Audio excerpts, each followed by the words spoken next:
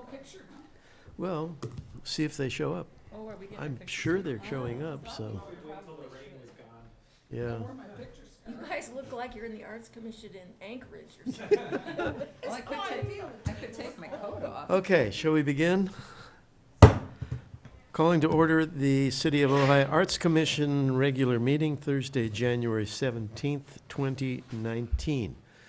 And we're missing a couple of members, but I hear someone arriving. And now we'll take the roll call. Bearing fruit too. Yeah, these are for you guys. Your salsa is for my schoolyard. Oh, lovely. Okay, Commissioner Herscher is absent. Commissioner Nguyen, Hello. Commissioner Zarnger, Present. Commissioner Toscher, Here. Commissioner Golden, Here. Vice Chair Harmon, Here. and Chair Addison. Here. Okay, let's have the Pledge of Allegiance.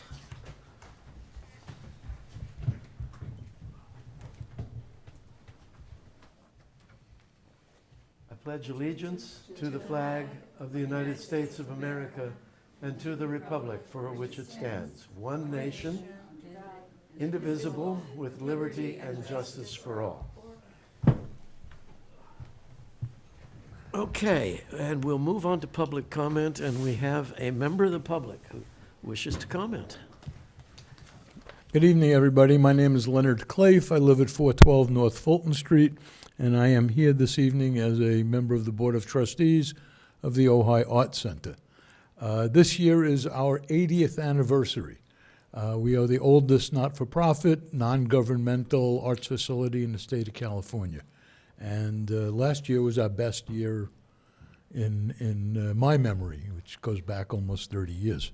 To start off the new year, we have put new seats in the theater. They are in, which And they look gorgeous. yeah, and anybody interested in just coming down, checking out the seats, Sunday, February 2nd, from 2 to 4 is an open house to look at the seats and nibble on hors d'oeuvres or whatever else we'll have there. So please stop by. The Art Center season in theater opens with Night Must Fall, which is an Agatha Christie type mystery, which was the first show done at the Art Center 80 years ago. So we figured it would be appropriate to bring it back one more time. From there we go to The Miser, which Molière wrote a lot more than 80 years ago. And then Mamma Mia, and a new play called Bless Your Heart. And the last show of the year is Seussical the Musical, which is the kids' production, or the intergenerational production, I guess is more accurate. And those are the 5 main shows. There'll be all sorts of things throughout the year. Season tickets are available. They're a great bargain. If you have not yet been to an Art Center show at the theater, you'll be amazed at how really, really, really superb the shows are there. In addition to theater, we have a new art exhibit each month in the gallery. The literary branch puts on shows isn't the right word. Puts on salons every couple of months. We have fabulous chamber music concerts 4 or 5 times a year. And it really is a lovely venue, and if you're not familiar with the Art Center, check it out. If you are familiar with the Art Center and you are not yet a member, please consider becoming a member, because for 80 years we've survived through the support of the community, and membership is one way to support the Art Center. So with that, I leave you to your work, and I thank you very much. Thank you, Lenny. Thank you. One addendum to that, if you do buy a season ticket to the Art Center theater season, there will be a drawing. Second prize will be dinner for 2 at the Ojai Valley Inn, but first prize in the drawing from those who have bought season tickets is a portrait by Dwayne Ells. So that in itself is almost, that's a hell of a lot better odds than the lottery or anything like that, and for a better result. So Thank you all. thank you. Thank you. Okay, we have some minutes to approve from the November meeting and the December special meeting. Comments? Yes.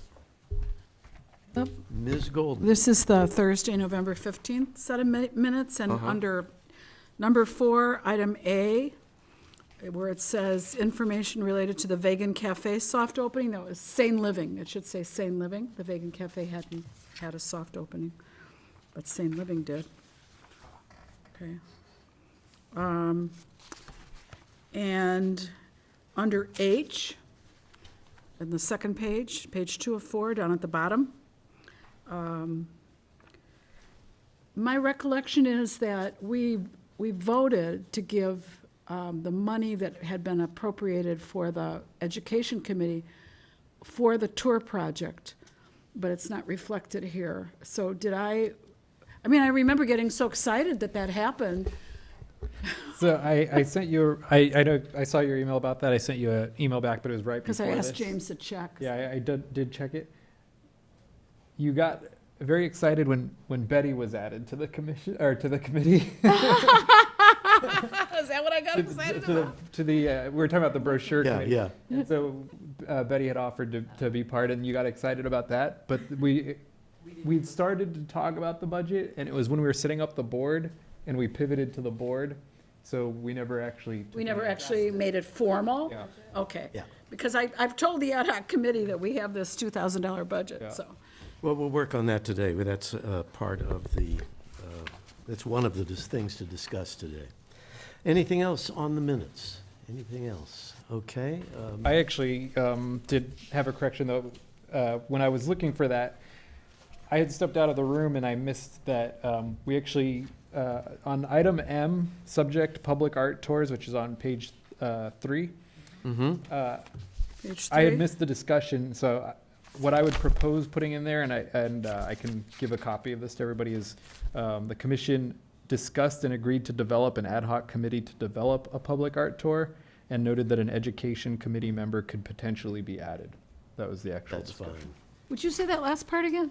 So the commission agreed to develop an ad hoc committee to develop a public art tour, and noted that an education committee member could potentially be added.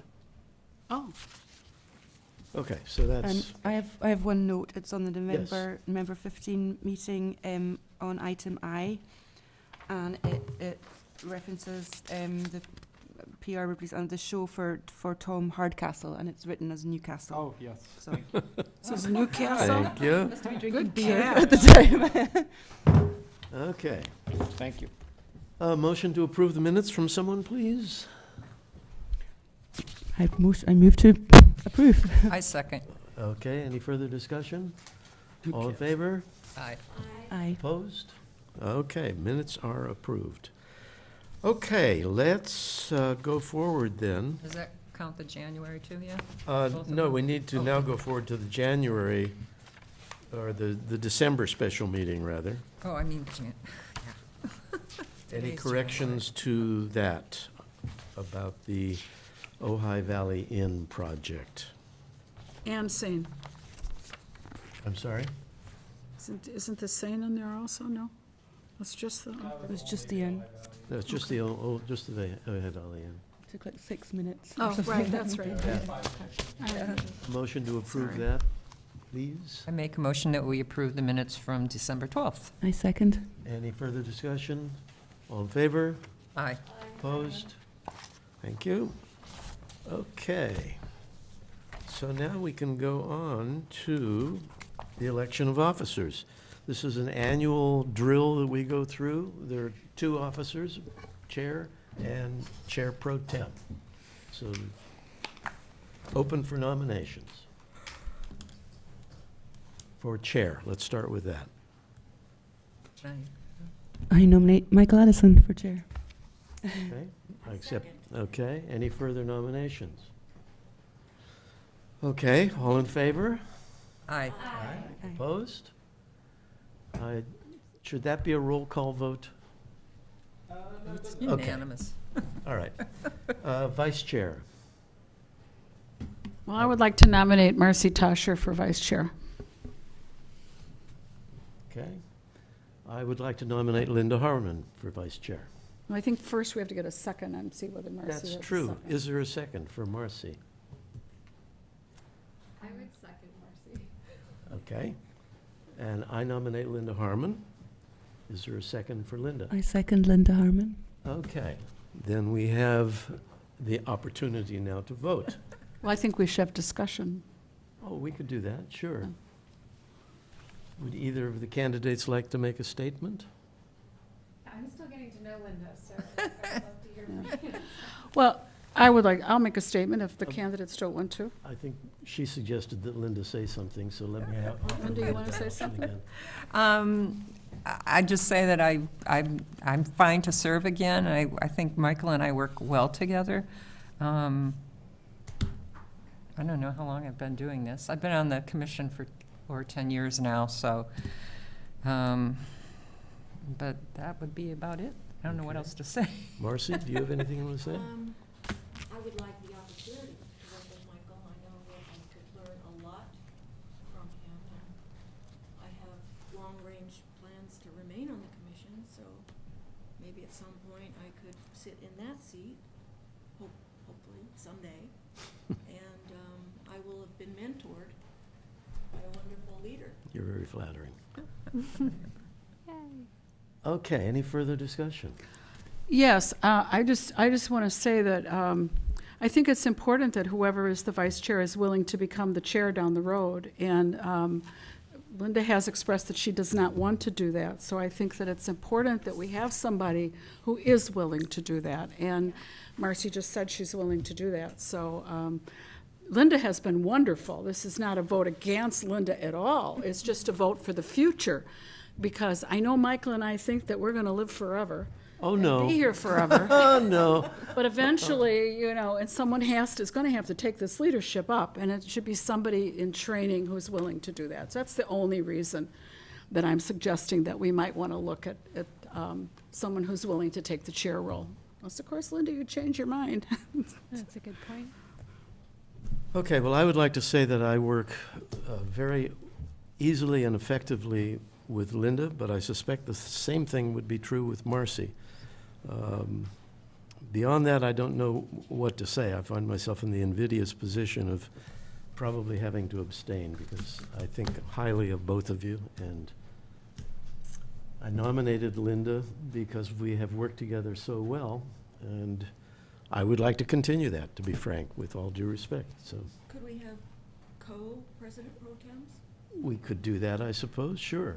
In case of an absence, we can have two, can we or not? I believe, I don't know it off the top of my head, but I think the protocols actually Just has a one. chair and a vice chair. Okay. All right, well, we'll stick with the protocol. Any further We could put it off discussion? to the next meeting and look that up, but No, I'm pretty sure it let's says not. it. Any further discussion? Well, I would just like to say I think enormously highly of both of you. I am actually a little persuaded by the fact that you want to be chair one day, and I kind of get that argument. So I think I will change my vote. Okay, anything else? Okay, let's see, we should vote on, Well, I have to abstain. you have to And abstain. me too. Oy vey. Okay, well then, I call for a vote on the two nominees, the first of whom was Linda Harmon. All those in favor of Linda as vice chair? All those opposed? No, okay. All those in favor of Marcy? Aye. All those opposed? Okay, Marcy, you are now the new vice chair. Oh, I'm on the spot. Looks that way. What did you do? Thanks, kid. I don't know, thanks. Okay, we're off and running. We can move on to the calendar. Have you all had a chance to look at that? It's pretty much the same as last year. Let me talk my way through it quickly, if I may. January meeting, the two things that are scheduled this year are the election, which we've just done, and then selecting the Hope Frazier awardee. And we had the nominees submitted in November, I think it was, and some discussion, so we'll deal with that again this evening. We'll begin to discuss budget in February, and begin to discuss the Lifetime Achievement Award, which I remind you is an annual award. And we will also begin work on the mentor program. And the one new thing there, several people suggested at our last meeting that it would be time for another sort of 5-year review, but I think it's particularly appropriate because we have new members. So instead of 5-year goals, I'd like to call it a vision meeting. Because I think for us to talk generally about who we are, what we do, and how we envision this organization serving the city over the next couple of years, 3 years, 5 years, but I don't think we need to target a specific time, but really to sort of give ourselves some vistas to look down. So that's why, working with James, we'll set up a meeting in early February for just that purpose. March, we move on with mentors and budget. We continue work on the short list of nominees for the Lifetime Achievement. We do a lot of publicity about the mentor program, and we begin work on the next book subject. April, mentor orientation, Lifetime Achievement selection, further discussion of budget recommendations. Then in May, we move on to the selection of mentors, et cetera, and prepare our budget for presentation to the council and publicity of where we are with the mentor program. June, we defend the budget at the city council and review the grant process and begin that work and determine if an August meeting is to be held. I suspect that the only reason we would have an August meeting is if there's an emergency that we need to deal with. Typically, we have not met in August and December. August being vacation time, December being crazy holiday schmagag time, so. Yes. Question before we move on, relating to June and the grants. Mm-hmm. I looked at the calendar for this year, the timeline.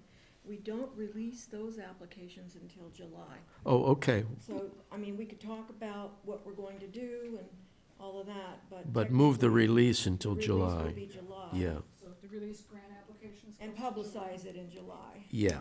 Okay, so that all goes to July. Do you not want to get it done earlier? I think this timing worked out real well this year, Yeah, I thought. seemed to, yeah. Okay, then September, we go over what budget has been approved, and we move forward with grants.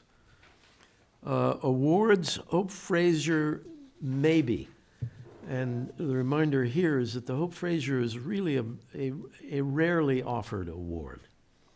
So we may consider it at that time if we do decide we want to offer it 2 years in a row, which we haven't done before. Applicant presentations, mentor exhibition, and the joint meeting with the city council, which we did quite recently. And that's about it for the year. Does that work for everybody? Okay, and that's what we will do. Okay, now, I talked about the vision meeting that we hope to have. Let's move on to the Hope Fraser Award. It says on the agenda to set a date for that meeting. You don't want to do that? I don't know if we can. Now, which would be better, for us to communicate with you about times, or for you to send us several dates? And then we can all respond, what's going to work better from your end?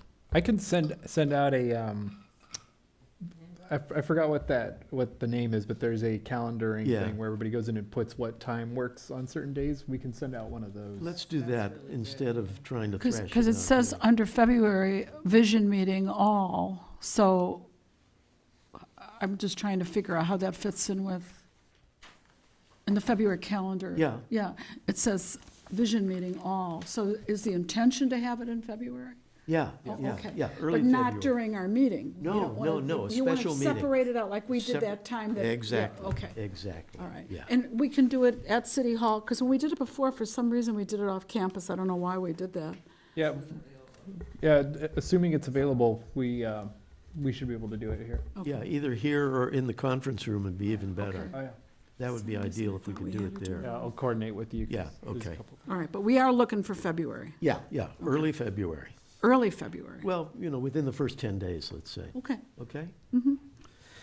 All right, so the nominees are in, and what I would like to suggest, I trust you've all had a chance to read the information that was sent out. We did have James? a request to consider another nominee, and it is the commission's discretion of whether they Oh, want to do That's right, I that. saw your email, Betty. Yes, I forgot about I that. can provide this. Are we open to another nominee? Sure. Why the Okay, heck not? let's do that. Thank you. And I think we'll start off then with just a few minutes for everybody to read what Betty has written, and then we can go from there. Our decision wasn't gonna be hard enough.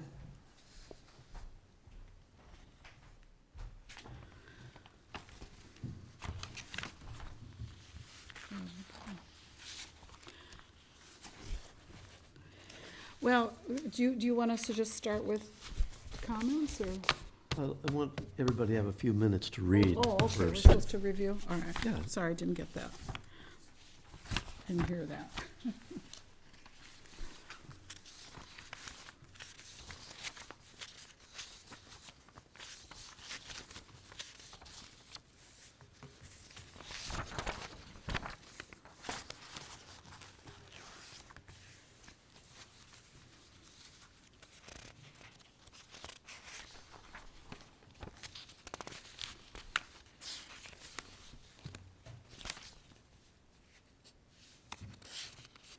Okay, before we go to comments, what I'd like to suggest is the following procedure that we'll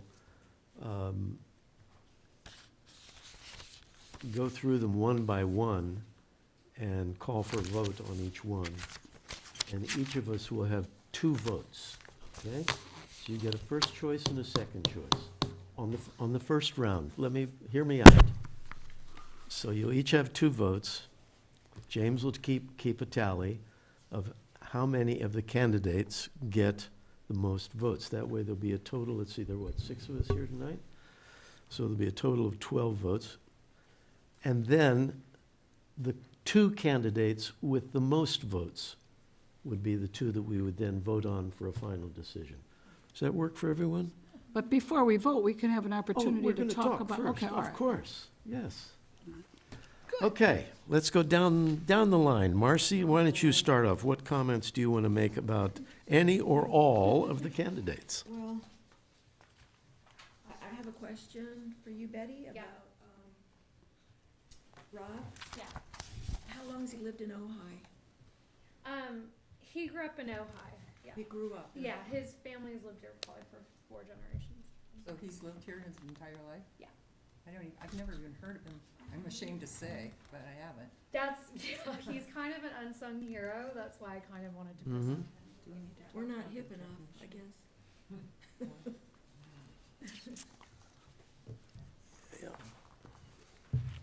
Let me remind you all quickly, the bump about the Hope Fraser. It's not an annual award, but is only given in special recognition of the social and cultural benefits of an individual's work in or for the arts. The award recognizes the recipient for their social contribution to our community, either by increasing participation in or expanding the avenues of the arts, and thereby increasing our sensitivity to the human condition. So the social contribution, I think, is the social and cultural contribution is what this award is really about, as opposed to the Lifetime Achievement Award, which really is for an artist, pure and simple. I have to say on the face of it that I think he would be an excellent candidate for the Lifetime Achievement Award because he's an artist, purely But and there is simply. there is a component to that, which is also that they've given something back to the community for that one Absolutely, as well. absolutely. Yeah, I guess that's why I thought of Rob was because when I go to his shows, I see people from the community that I normally don't from all ages. I think it's important that he puts on all ages shows, and I think that that's a rarity kind of in Ojai to do that. At the Women's Center, he'll seriously just rent it for $300, and like you can go in without, if you can't pay, you know, and there's no alcohol involved, it's purely for the music for him. And so, you know, I mean, it's crazy because I've been in the music world for a long time, and he'll invite artists that I've known for years. They come from all over the world, like Denmark, Norway, Germany, and they play with Rob because they know him, but I'll also see artists from the community of all ages come and participate. And he, like, I feel like he deserves a Libby Bowl program, but he's so sort of humble that, you know, I mean, he's inviting people that have played at the Ojai Music Festival who are in their own right giants in the field, but he's just very, like, not about marketing, and he doesn't have his own space, but he'll invite artists to come record. And like the Chicago artist, I mean, the article isn't unfortunately published here to read, but they are just like, this guy is just unbelievable. Like, we can't even believe. And he kind of has put Ojai on the map for a lot of these musicians who have never even heard of Ojai. That's why I think he builds community. And I do see people from all over LA coming out here just to his shows to see these artists. So that's the kind of community he builds. It's not like he has a weekly thing, but he's doing a show in 2 weeks, and he does things like once a month. But for me, it's like, they're very special. It's not like folk music or something you can always go to see. It's like you go to a show and you'll remember it for the rest of your life, and you were lucky to be there. And that's the thing, is like, he kind of just tells people at Bart's or like people at Basic Premise and like, you know, people of that nature. And I think the all ages thing was really important to me. And he's kind of young for a Lifetime Achievement Award, to be honest. But I just felt like he was important because I haven't been able to find that aspect here in Ojai for myself anyway. So. Okay. Any other comments on Rob McGill? Comments or questions? Well, I'm wondering, Betty, has he reached out? Is your mic on? There you go.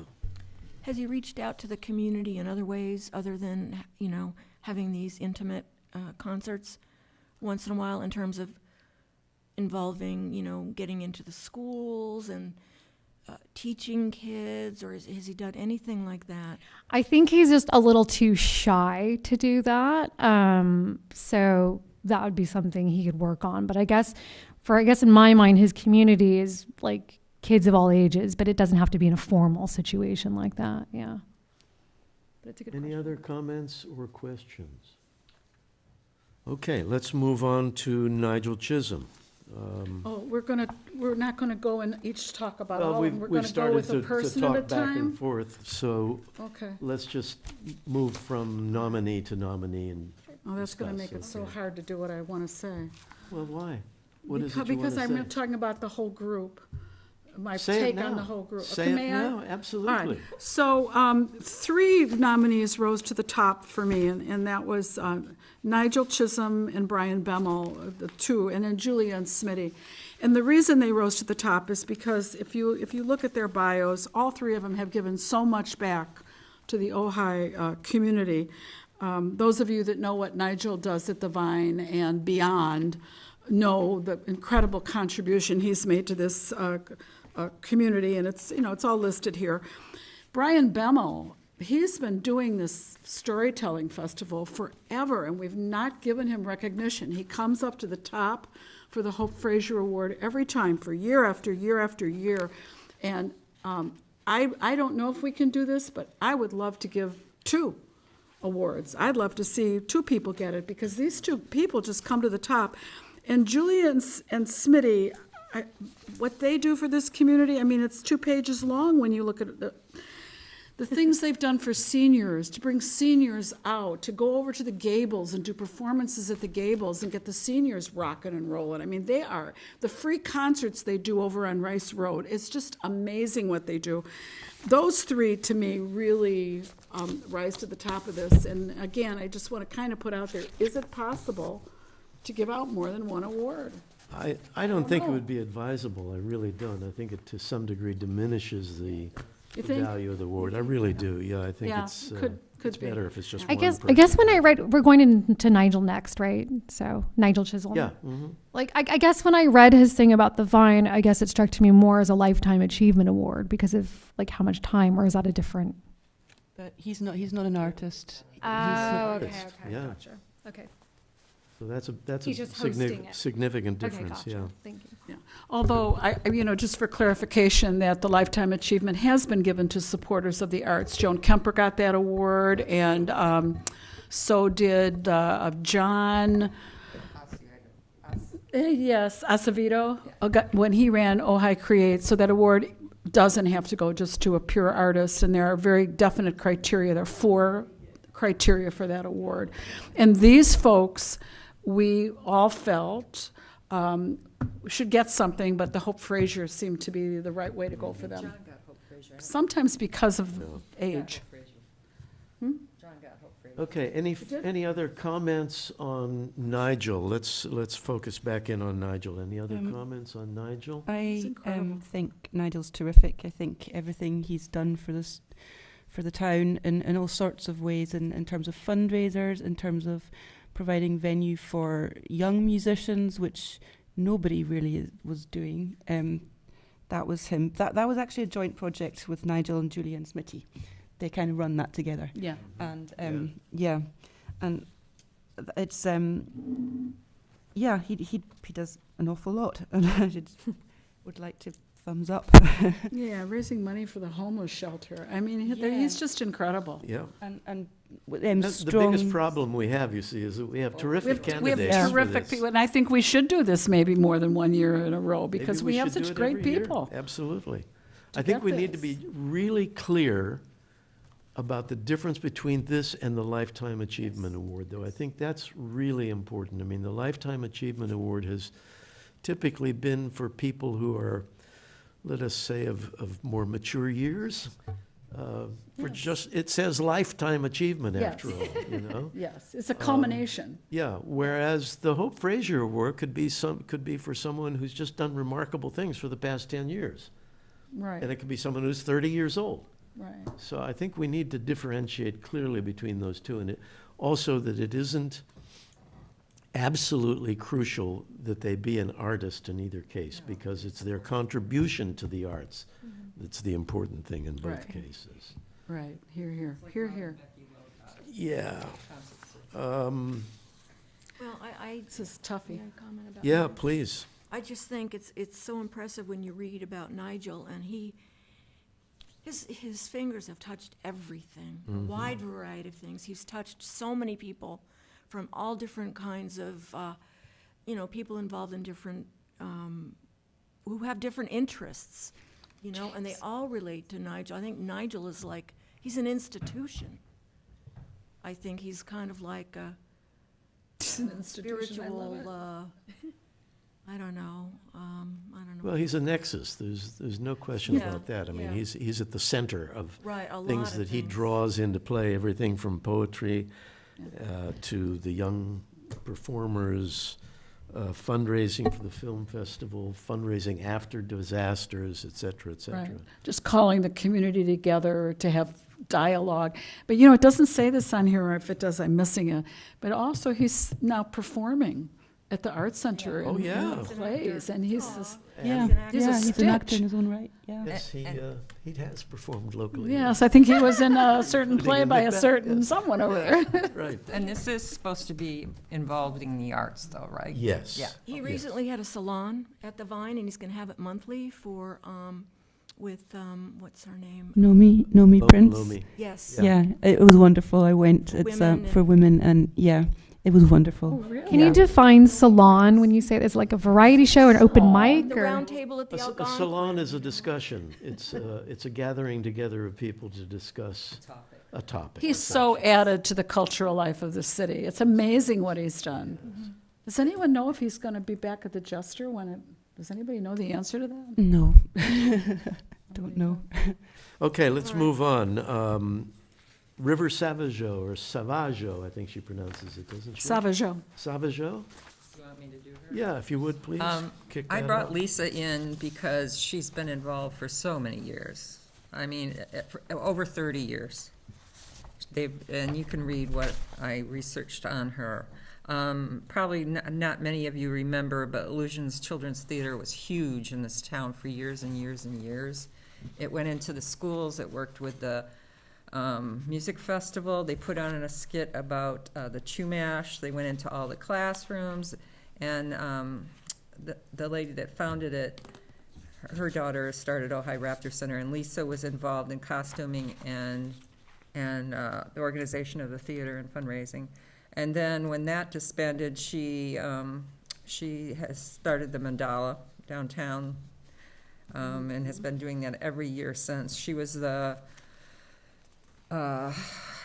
director of arts for Ojai Day for years and years and years. She's the one that started doing the banners that are put in the arbor, or in the arches every year. She's also very, I don't know how much that has to do with art, but she does have a strong group of study into Native American and spirituality, and she does do these really awesome teepees, but I'm not sure, I guess that's an art. Sure. It's an art. So she does these, and they don't just manufacture them, they actually do the ceremony with Native American ceremony to bless the teepee, which is kind of cool. And I think it's just ongoing every year for years. You can read what I wrote if you want to get into specifics, because I tried I to. have to say, as you've talked through this, and I'd read it, but I hadn't twigged really, it sounds like she's a prime candidate for the Lifetime Achievement Award. I agree. I agree. No? That's why I picked her out for this, Yeah. because of the mandala thing, because I thought it's mostly what she does that's visible to the community is the mandala. I mean, and But she's was so done, instrumental in done Ojai Day. costumes, she's, She'd Anyway. be an Yeah, incredible recipient for the Hope Fraser Award, but I agree with, I think she'd be more Hope not for the Fraser. Lifetime. I know. okay. And it's like, I was looking at Alan's, and he's awesome, but I was thinking he should be Lifetime. So those are the two things I wanted to bring up when. Yeah, well, you know, it's hard to It say is which hard, one. and- Lifetime achievement is good news, bad news. the- Good news is you get the award. Bad news is that we think you're old. Done. and- You're done I now. have to say, everything I think you've said about all these people is awesome. Nigel, I think They're he's all awesome. awesome. Yeah. My only thing with with all these wonderful names have come up is that I know Lisa has been involved for so many years.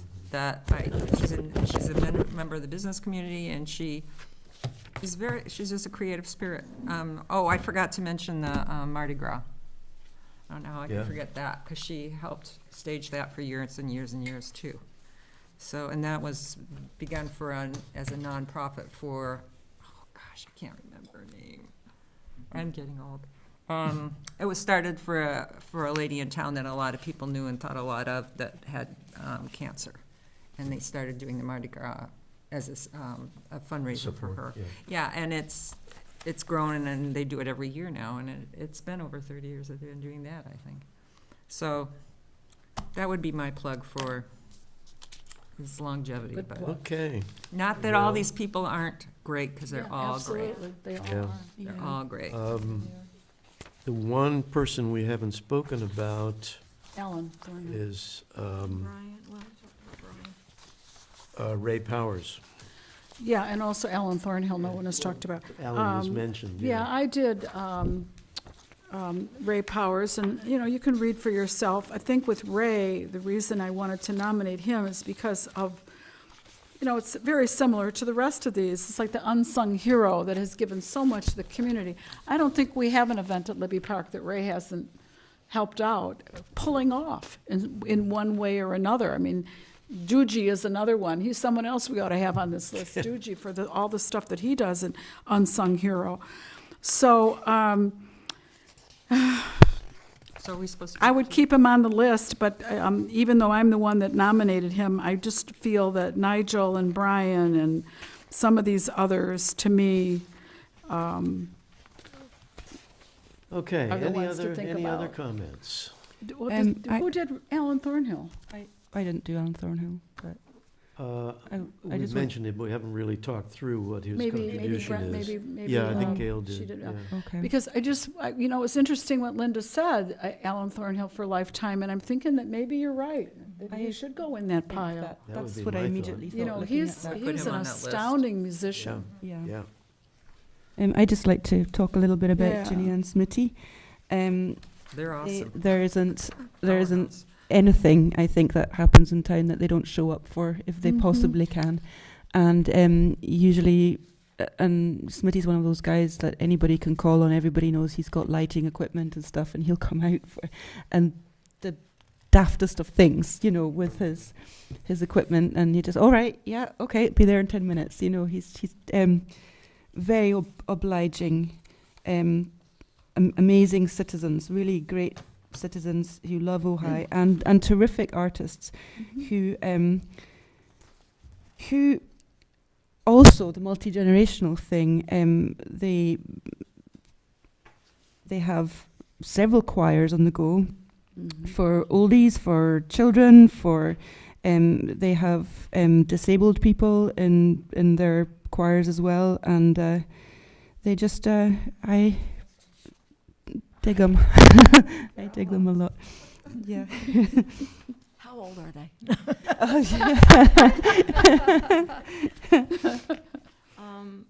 Yeah, they're fantastic. Okay, yeah. well, let's start the vote. Remember, you have two votes. And I'm just going to work my way through the list, okay? They are one entity, This is so yes. hard. Yeah, yes. they Can't we vote for all of them? No, unfortunately. Okay, everybody ready to start voting? Did we talk about Brian Bemmel? Or you kind of Yes, we did. storytelling? Okay. Okay, Nigel. Raise your hand if you're voting Raise for hand. Nigel. Okay, that's 5.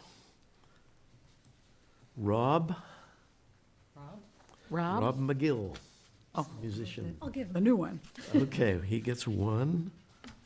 River Sabajou.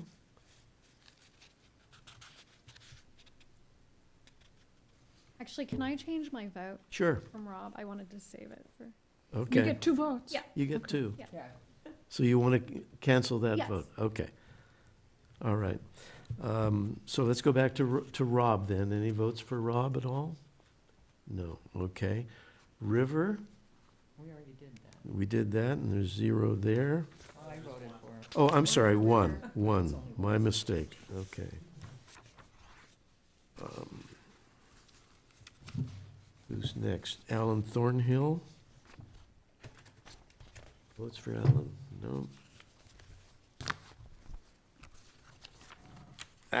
Who else do we have left? Committee. We have Brian Bemmel. Oh, we have 2 votes, don't we? Mm-hmm. Oh, shoot. Brian Bemmel, 2. Oh, I'll vote for him. No, 3. Okay. And then we move on to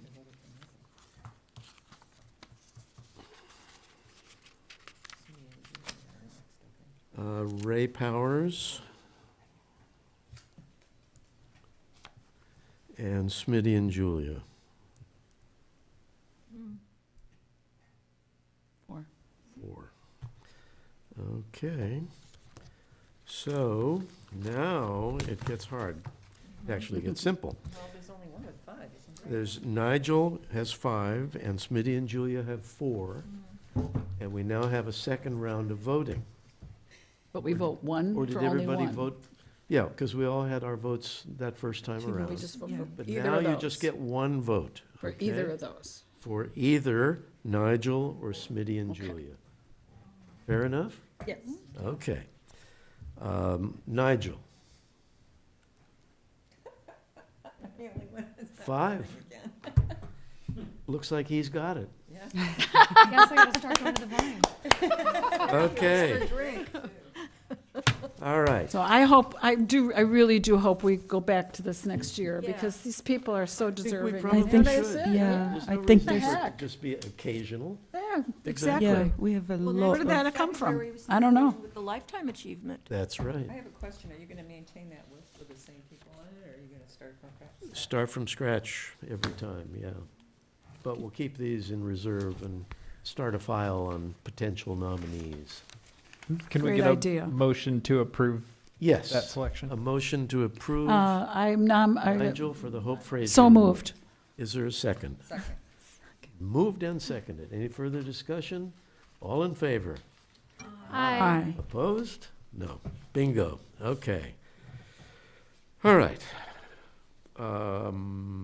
Marcy, anything on grants that you want to share with us at this point? Yes. So the checks went out to the recipients, and this year we included, I don't know if you remember, we had a form that was, so they could structure their end-of-project reports and give those back to us. So the form went out accompanying the check as another reinforcement that their responsibility is to provide us with a report by the end of 2019 to report on their success with their project. So, and from last year, we've only received 2 reports so far. Yeah, so we've just received the 2 reports. We are going to send a reminder out to the others. That they owe us Because that. it's just such a long process. Right. I think people move on and forget. Sure. Right. Forget to Sure. send the So reports. reminders, and then Yeah. we'll all review those, and it's just good to have, so Yep. we've got No, I think that's a necessary. documentation that we can justify the money we're asking for from the Exactly, city because if council. nothing else, we can take quotes from those documents as part of our presentation to the city council for the budget.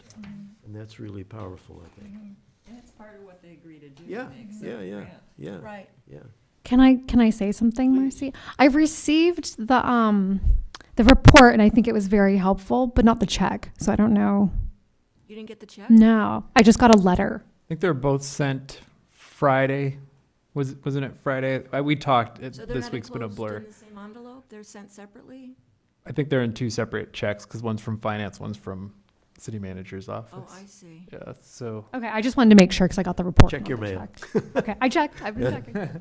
we have gotten a couple of people that expressed their thank yous to the commission. So I know a couple of people have received them, but I haven't heard from everybody yet. So. They were just sent out Friday. Yeah. Oh, okay. Okay. So.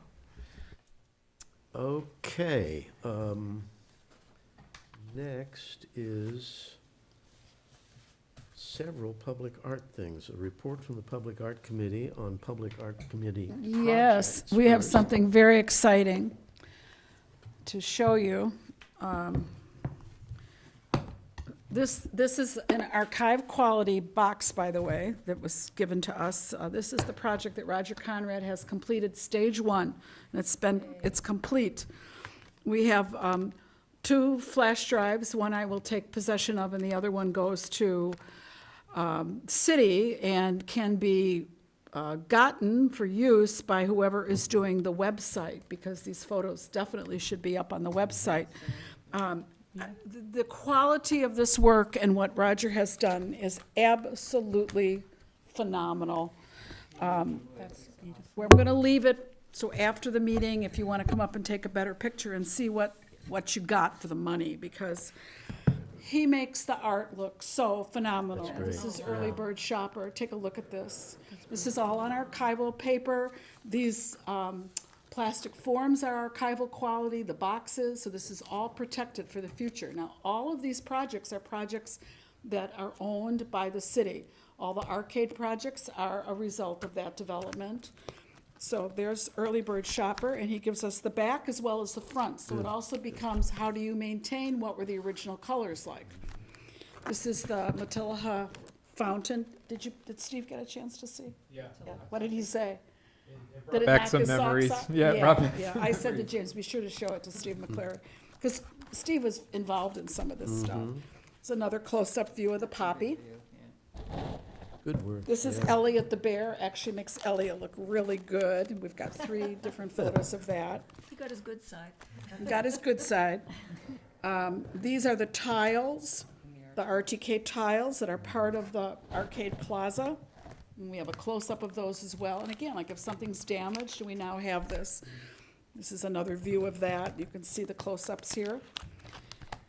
The leaves that are in place, and we have to go and check if that one that's It's missing. not, I checked the other day. Still It's missing. It's Well, miss- Ruben retired, remember? I know Ruben retired. But we discussed it with Ruben, so we need to pass that Yeah, along. so we have One of those leaves is missing. several of those. These are the ones that keep the skateboarders off of the rim. Then we have the Corona de Robles at Clough Vista Park, which is the Jan Sanchez pieces, close-ups. And we have one when the leaves have left, so you could really see the work that she did there. The Guardian Spirits. This is the east end that has the onyx, and we have checked, and the light does go on at night, so it is operating. As part of this, we were able to do a little checkup on some of our public artwork. This one is at the other end, at the west end. It doesn't have the onyx cap on it. This is the omphalos stone, which in Greek means navel, because there's a hole in the middle and the water comes out, and that's all very purposeful and part of the theme of the whole park. This is all in Clough Vista. This is all Clough Vista, which is another city project, which is a joint project actually, but now owned by the city, I believe. Over here is right outside, the Ojai tile. And here's a wonderful picture of that tile. And he even manages to make Ted Gall's skate wheel look really good. I think it's great. I just always remember how it looked, the way Ted designed it, and how it wasn't permitted to happen because of police saying they couldn't see around it. So it looks like that now. And then we have, of course, the Trimpen Arch. Gorgeous pictures. Some of this came from Susan Amon's photography. And what Roger did, and I want to talk about this because it's going to come up in the next proposal, is he took Susan's photographs, and she's a good photographer, and he went in and he made the contrast right, and the, you know, he framed it correctly and everything. Those photographs cost us less than when he had to actually go out on site and do the photography himself. This, of course, is Fun for All, and my favorite is the one that is taken. This is the one right here. I don't know if you can see this. But this was taken Cool. by a drone. It's great. Oh, It was taken by a drone. Oh, that's great. And Doug Lochner has the drone, and Doug Lochner is the one that took that picture. So that was really fun to see that. And then, of course, Lizzie the Lizard, the wonderful ladybug. And then we have, of course, Freedom Chaser, also called Spirit Chase, depending on who you talk to, the name of that. So we have several views of what that one looks like. And then we have, and this really, Topa I'm Mountain putting it Winery. in here because it's on archival photography, but we need to buy another one of these binders for this one, because this is not city-owned. This is private development. I'm just putting it here for safekeeping for now. And this is the Tree of Life fountain that is over at Topa Mountain Winery. Topa Mountain Winery, and somebody who lives in that area, it would be wonderful if they would just drive by on their way home and check and see if it's on, because everything and Michael's laughing because he knows I mean him, on the Public Art Committee. He needs to be reminded that he's got to keep that working and keep it on, and it isn't. Every time I've been told it's not. So that's our wonderful project. And now, the committee, and this is the next part of the report, the ad hoc committee has met twice, and we've had just a great time. And have divvied up the workload. We actually started by identifying 3 separate tours because they're zoned. There's way too much to do only one tour. We had Connie Campbell, who is the one of the docents at the museum. At a meeting, she told us how that works and how long people are able to go on a tour before they're exhausted and it's like enough. And that was so helpful to know how the existing tours for the history of Ojai work, because we want to capitalize on the experience that we already have out there. So we did that. We created 3 different tours. We have dates that I'm going to lead 3 different tours, but they're going to be working tours, or I would invite all the public to show up.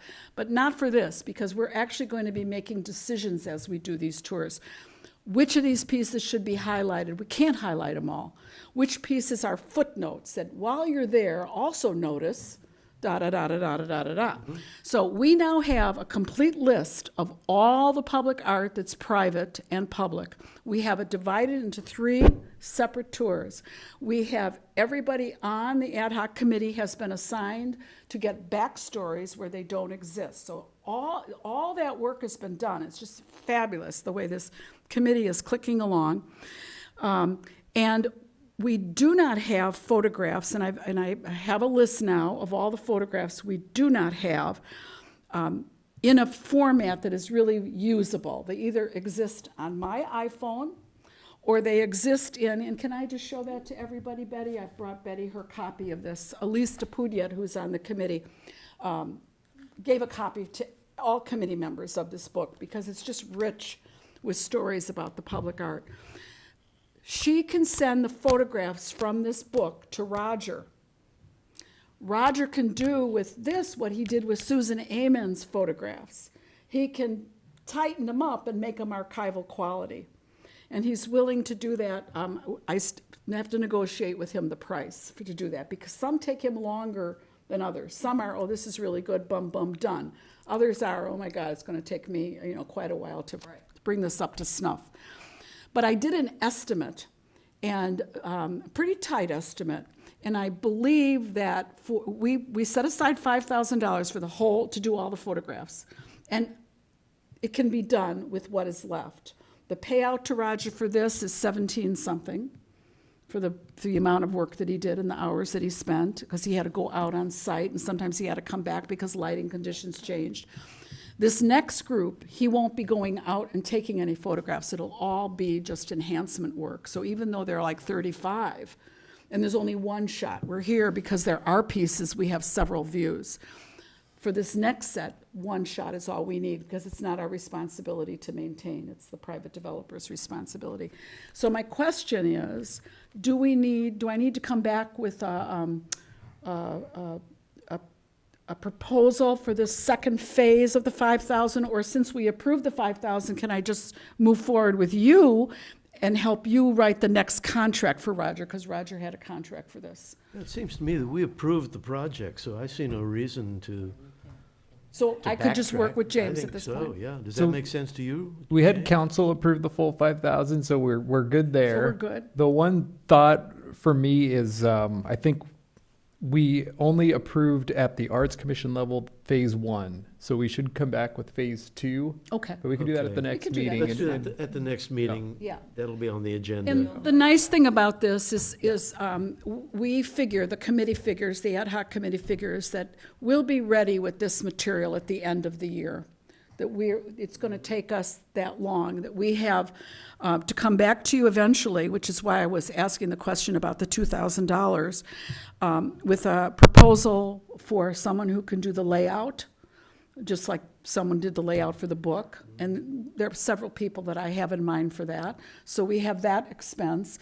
And we also have the expense of someone who has the skill to do the app.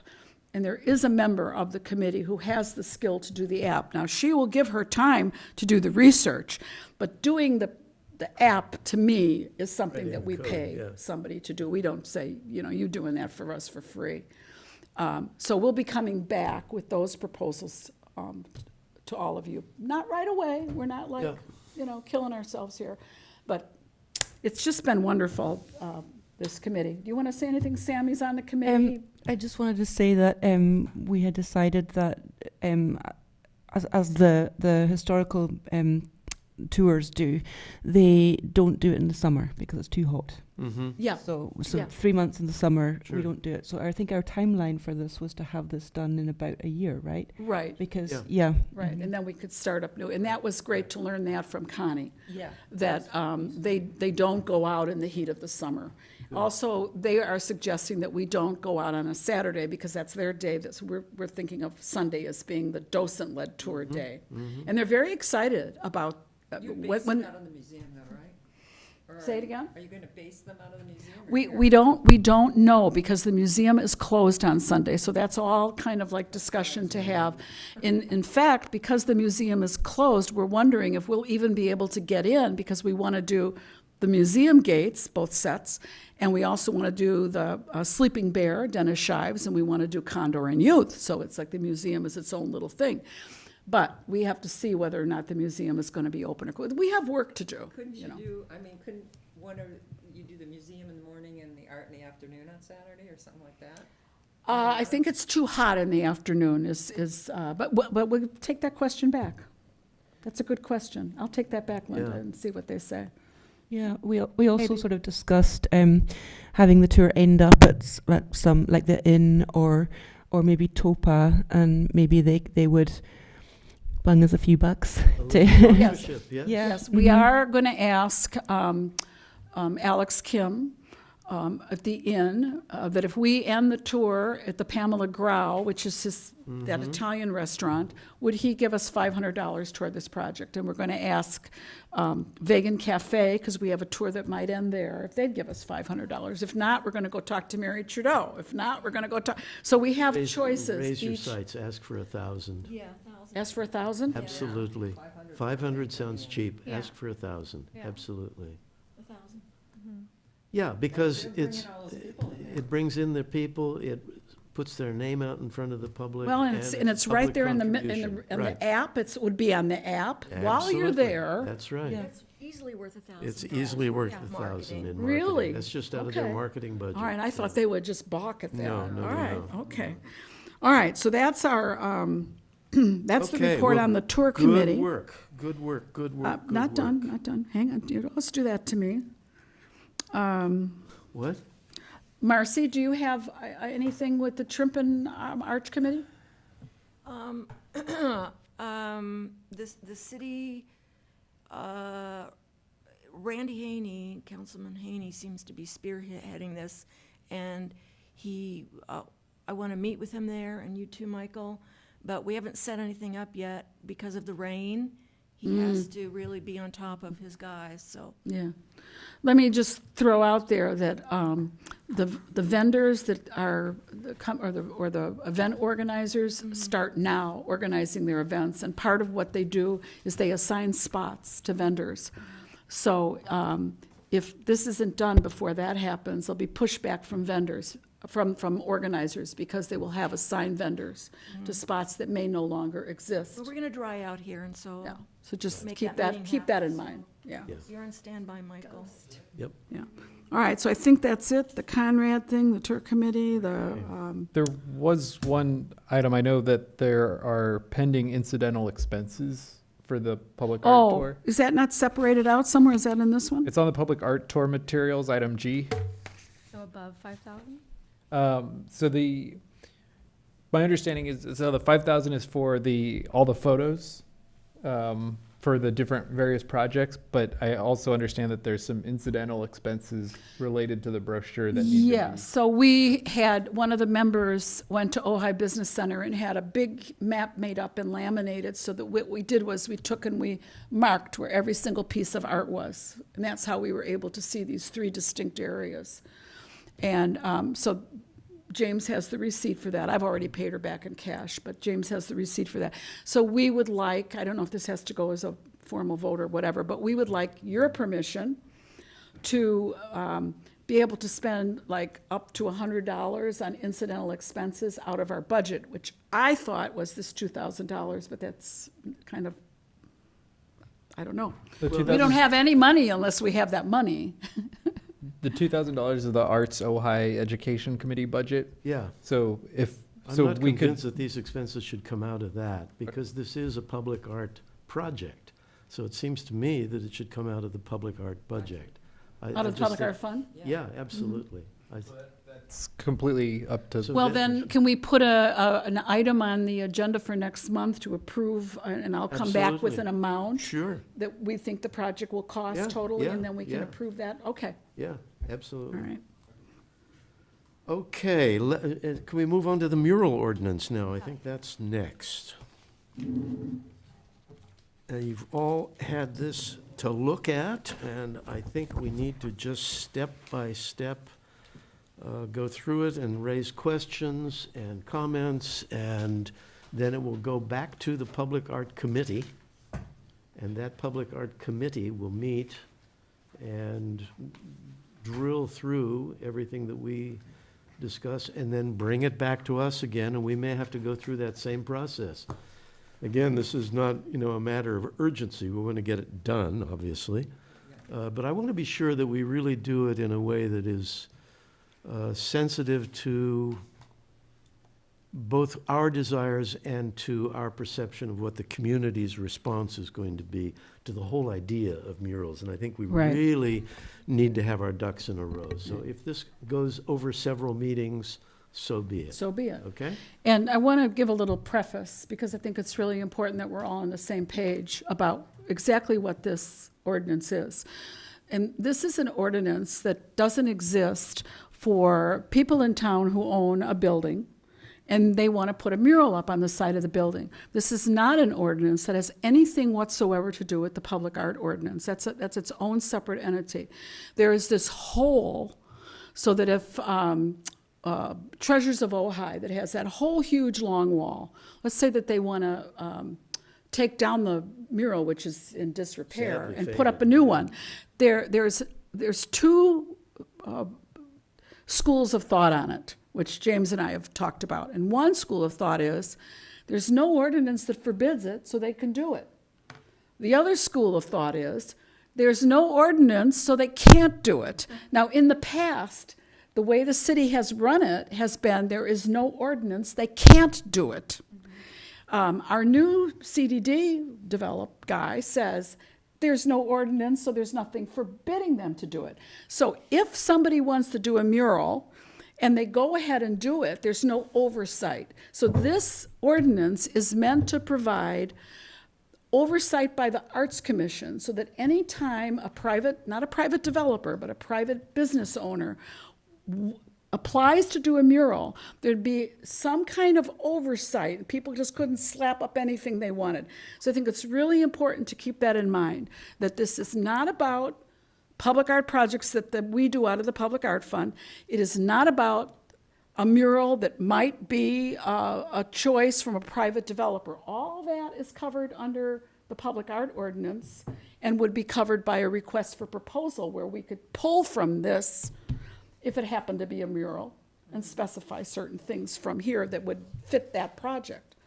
So it's the interpretation of the current community development director that puts us in the position where we really need to get something on the books to protect what's going up now, because it can be done. So at least, like you said, there'll be some oversight. But what if we get a different community development director who says, the other way, that Yeah, there's well, no Which we had. ordinance, and that's the so they thing. can't do it. So my understanding is the prior director's interpretation was that the sign ordinance was the de facto mural ordinance, but the problem is the sign ordinance does not address a lot of the things that are proposed to be addressed in this. Aesthetic concerns. Yeah. So it wasn't a foolproof system, and so I think one thing that I think I agree with is just that if we would need to develop specific criteria if we were planning to allow murals, I guess is the main issue. And part of what drove this, if you recall, is we had like 3 applications, or not applications, they didn't formally apply, but we had Inquiries. three different business owners inquire around the same time of wanting to put their murals up. One was a artistic sign, so it then fell under the sign ordinance. The other 2 at that time, it was prior to the new director, and at that time the response was, there's no mural ordinance, you can't do that, but that is not, that's been debated, I guess is the way to say it. So it's really, to do this at all is really saying that as an Arts Commission, we're willing to take this on and to have oversight and to review any applications for murals that come our way and say yay or nay. Otherwise, But it's a it's- free-for-all out Does there. it still go through the community development director, no matter who it is, or? They have to apply. They would most likely apply through community development. Community development would probably look at the sign ordinance and then the mural ordinance. The mural ordinance would then direct that it go to the commission. Okay, And it would probably, I would think, if we had one, that the Public Art Committee would probably be the first, we would look at it and then agendize it and bring it back to all of you to see. Once we learned the particulars and did a little research and could give everybody all the facts on it, we'd bring it back to a full commission meeting. Because I don't think, is there anything, did I put anything in here about using a jury for this? I don't think I did. No, you described a committee that would be engaged, though, a 7-person committee, so you did include that. And I don't think we need to have that. I think that, Well, I think we can do it here. Let's go through it step by step, okay? There's one overriding question, however, that I would like to raise, and that is, I'm troubled by the fact that if, as a public art project, a mural was proposed, it would not be bound by the same mural ordinance, but rather, as you suggested, that it would fall under the public art boundaries. it does. Well, Because it's paid, because of where the money comes from. It comes from the Public Art Fund. So it has to follow the rules that are laid out in the Public Art Ordinance. There's no other choice. But that doesn't mean that there isn't any guideline, because a request for proposals is written. And in the request for proposal, all of this can be put in it. And it not only can it all be put in there, but it can be fine-tuned and specified for that particular project, which is really what you want. There might be something in that particular project that isn't reflected here. all because I'm this getting is for- towards, if I can continue expressing my concern for a moment, what my concern is that if a building owner sees that a public art project is done as a public art mural, and there is anything about that that is different from what he would be required to do on his own building, I see the potential for a lawsuit there. I think that's very problematic. I think that there's no reason on earth why a business owner, a building owner, should have to subscribe to different rules, different procedures than the city would if they were putting a mural on a city building, which is not liable to happen. But nevertheless, the hypothetical, I think, raises the question. And therefore, I really wonder whether we couldn't perhaps just in some way amend the public art guidelines so that it would include murals. Well, but the public art Why- guidelines don't address a private, the public art guidelines address new development. What I said was amend the public art guidelines. It really, it doesn't work because of the funding, where it comes from. What we can do is we can add this to, not amend it, but we can add this, we can reference this. We can say somewhere in the public art ordinance that if a mural is chosen by a private developer as a project, or if a mural is chosen by the Arts Commission, which we already have done, we've chosen a mural for the Playhouse, that's an approved project, that if we do that, that we should follow the rules that are set out for the mural ordinance. I think we're going to tie our hands in not being able to be more specific than this ordinance when we might want to be, but we can do that if you're worried Can I say about something? the lawsuit Linda? thing. I think what I'm understanding is the public art, the one that would be covered by the public art ordinance would be more specific than this, right? Yeah. So I don't think a private property owner would object because they're. They would have more latitude? They would have more latitude Okay, than well, the then, RFP. if it's structured that way, then I'm Yeah. comfortable. That's exactly what would happen. Okay, all right, Yeah. okay. I mean, all these things where we talk about the type of paints that have to be used and all Okay, that kind of let's thing. go through it All that step would by be in step, there. please. Let's first of all deal with the purpose of the mural ordinance. Are any questions on that paragraph?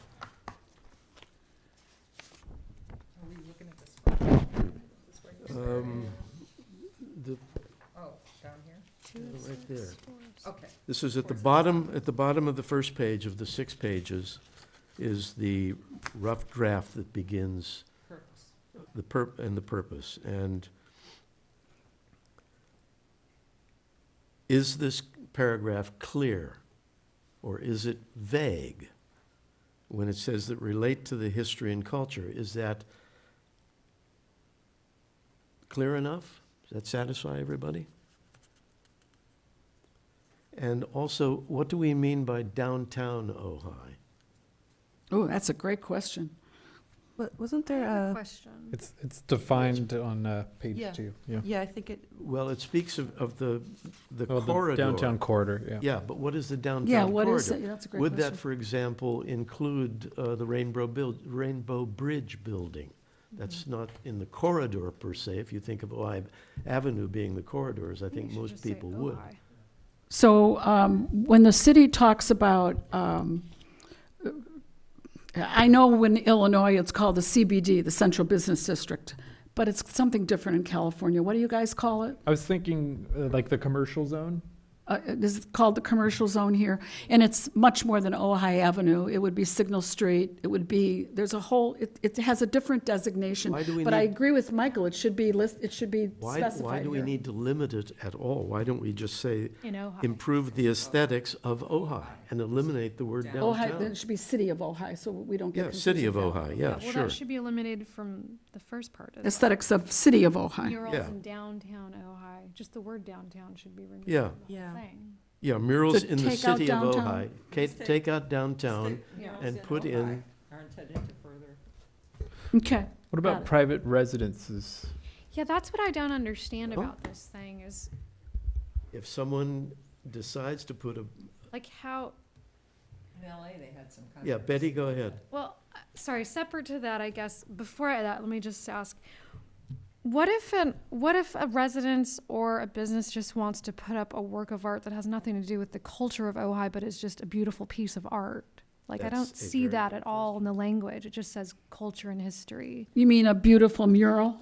Sure. A private, like a homeowner? No, I mean, say Rainbow Bridge just put up a bunch That's of what this is rainbows. about, is to have guidelines for that. I know, but there's nothing about just artwork. There was language about reflecting the character, culture, and history of the area, but it doesn't have to, like, what if someone just wanted to put up an abstract art mural that has nothing to do with, pixies or something? Do you know what I mean? Like, is I that think that's not a very allowed? important question. I really do. Because, what we're entering is the arena The of aesthetics. aesthetics, exactly. And So when it says improve aesthetics, that doesn't cover it?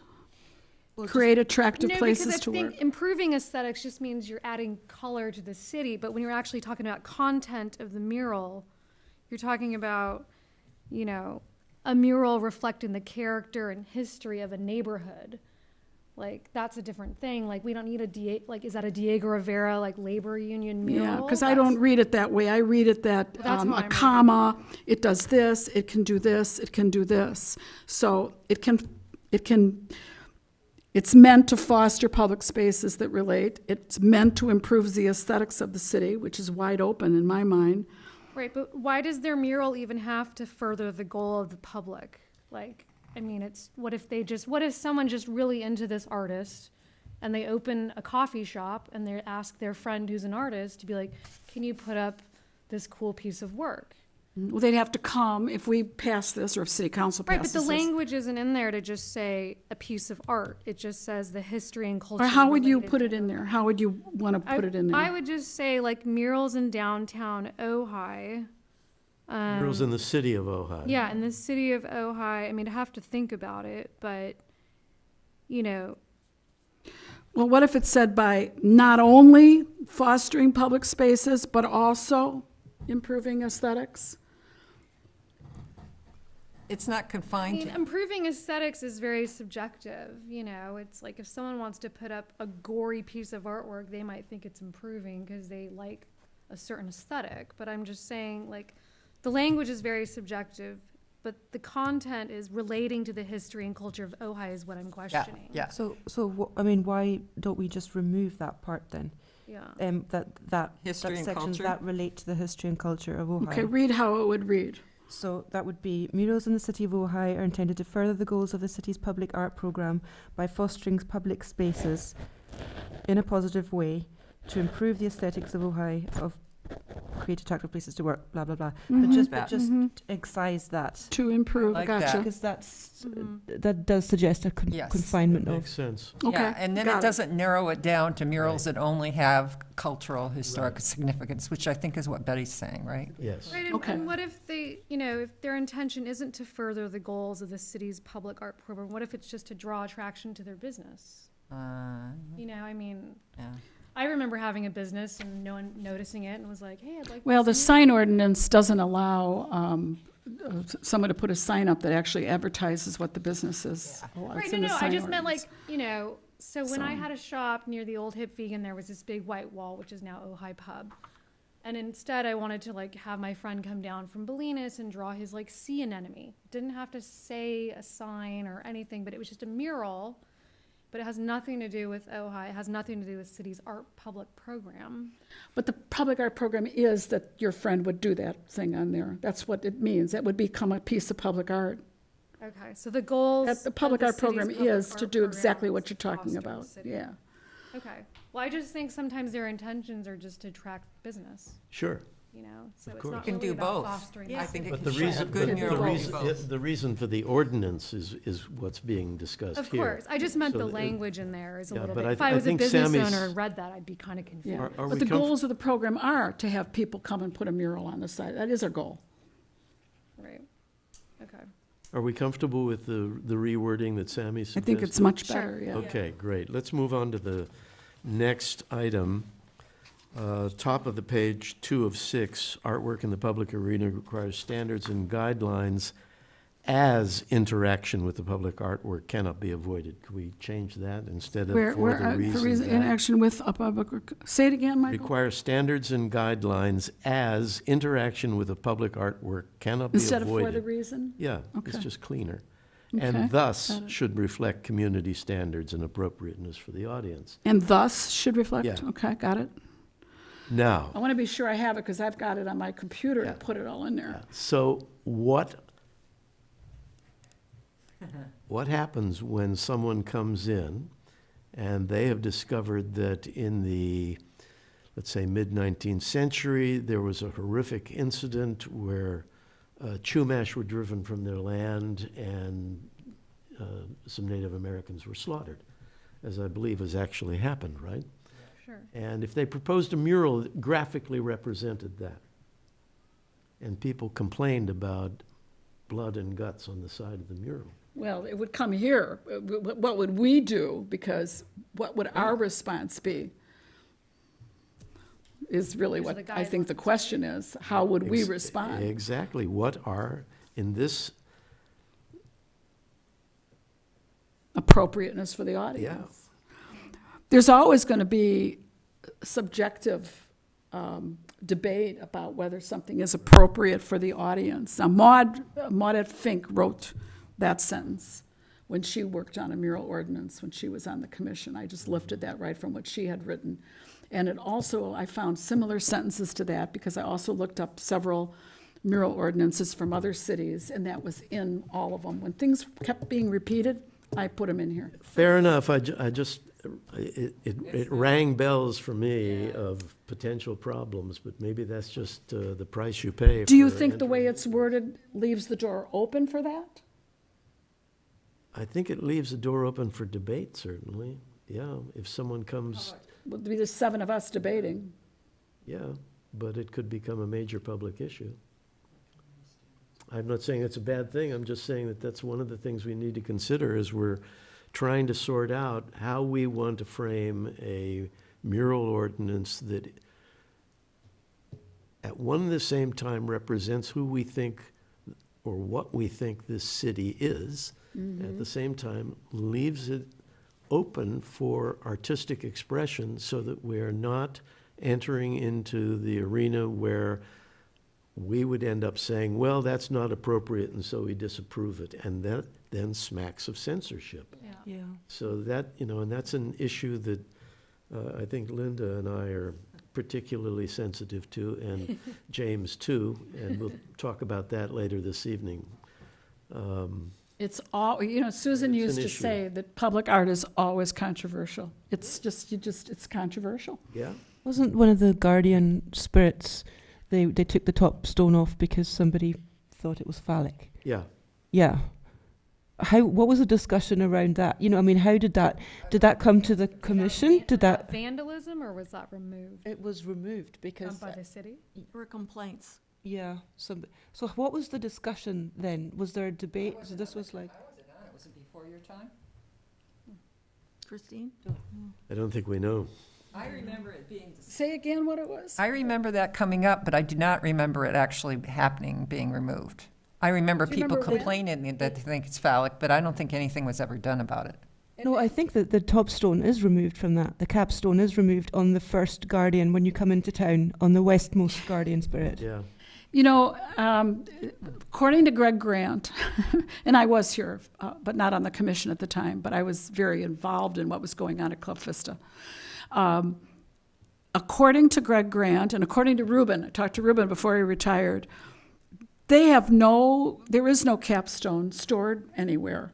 And I am doubting that there ever was one as a result of that, and that perhaps this whole story, which had to do with my brother, it was a legend. nasty sexual Okay, she's thing about my brother Tom, was made up. And it's on the list of things to do as part of the tour committee, because we don't want to say that there used to be an onyx. There wasn't one.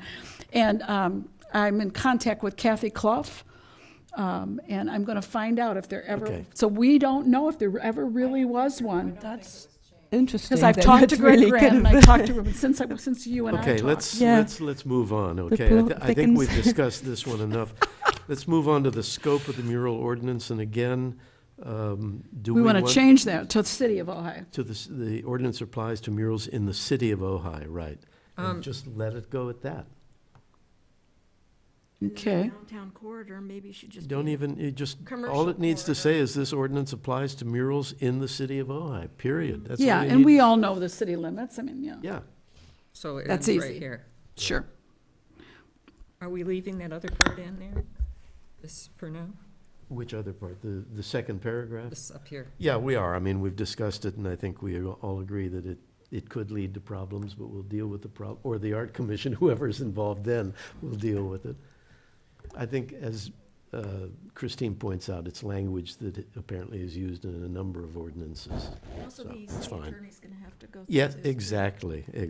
Yeah. One of the questions that I think the city attorney would have that I think we should try to address in here is whether it would apply to just commercial businesses or private residences. And I think he would advise limiting it to the private businesses because there's just more, rights involved when it comes to a private. Yeah, I don't think the intention is to touch anything to do with private residences, and private property needs to be changed because that's incorrect. Where is Okay, it? so Porch Gallery is a business, Yes. and it is also their residence.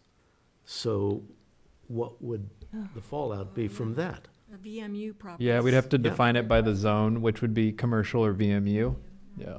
So in that case, assuming you wanted to do that, or that's within, your ability to make the recommendation, but if you wanted to include those VMU properties, you could, you just have to limit it, or you'd have to note that. A good example of this is the place that is next to, Linda, you'll know, it's on Signal Street, and it's the woman that has all the stuff in her front yard, all that stuff. And she can do that because it's her private property. I don't think we want to mess with that. And I would suggest that we change that second paragraph to read, murals may be proposed for placement on private commercial property, Fine. and in some cases by the city. And I would get rid of that because it's too confusing for the I reader. agree. So get rid of, and in some cases by the city. Yeah, I would just eliminate the rest of that paragraph, City yeah. Yeah. period. Yeah, So definitely. just say murals may be proposed for We don't need placement on it there. private commercial. Yeah. Mhm. Private commercial what? On private commercial property, period. Yeah, Murals may be proposed for placement on private commercial property. Okay. Okay, quality guidelines. Murals on privately owned buildings will reflect the character, culture, and history Here of we the go area. again. Here Yeah, there go we have it again. Can we add commercial in front of buildings? Yeah, But we gotta strike the, So just a period after that? well, Or just get rid of it altogether? I wonder if you wanna get rid of it altogether. The I whole mean, bullet point, let it go. Yeah, I think Maybe it would, rather favor of than that. reflect the character, culture, and history, maybe a word like, complement. yeah, but Because then you that, could have something like you were describing, Betty, that's more of an abstract kind of thing. If it complements, can still complement what's, the area. So complement is better than reflect, maybe? I just leave it out. I just leave it out. yeah, it is. I think it's very safer just leave it. subjective. Yeah. Leave it out. Leave it out? Yeah. Michael, you agree?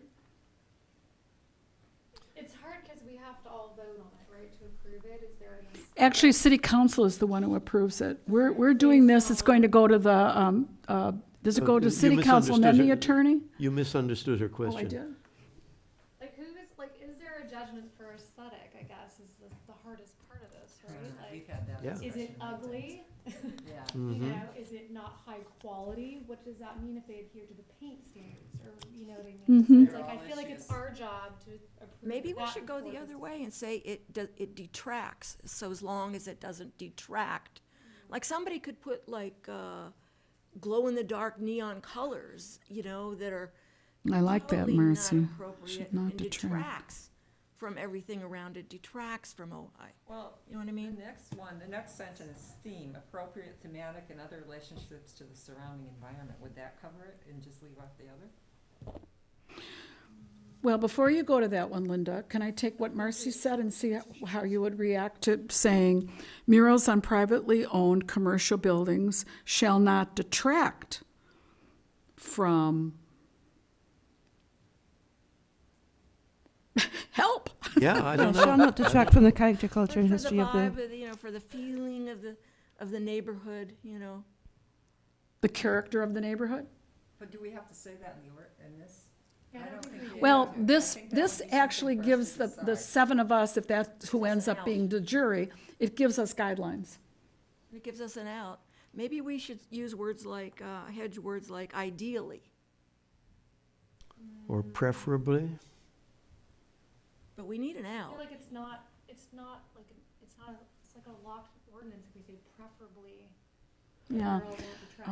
Mhm. Prefer it not to, but you could, you know what I mean? Yeah, 'cause It's Yeah. also very subjective, that too, it's Yeah. also very subjective, so, Yeah. that's. What if we got rid of culture and history and just said shall not detract from the character of the area and the Yeah. neighborhood? That makes sense. That makes sense. Yes, yeah. that makes sense. Okay, so I'm going to read it back, so I know I'm going to do it right on the computer. Murals on privately owned commercial buildings shall not detract from the character, Sure. Yeah. of the area Yeah. / neighborhood. And I think the next one then could be eliminated. Yeah. Appropriate thematic and other relationships. I yeah. think that could That's just be covered. eliminated. So get rid of that one? Okay. Yeah. I don't know if we even need the third one, do we? Readability and appropriateness of scale, I don't know why that's there Because we're not either. using words. I mean, Yeah. they can't use words. Well, they could use words, Most of course they everything could. that's here is because it appeared in everybody else's mural code. So I always, Advertising if it would- was in all the ones I looked at, I put it in ours. Okay. But I don't know. I don't think it need it. I would eliminate it, the readability and, yeah. We don't have that big of walls here. So let's just say that we have in front of us application for a mural, and the scale was all wrong, and it didn't read. We would be able to say no to it because that was in there. It gives But us if that's outs. not in there, then this helps us in Yeah. making a decision. But who's deciphering if the scale is right or not? It doesn't. We would.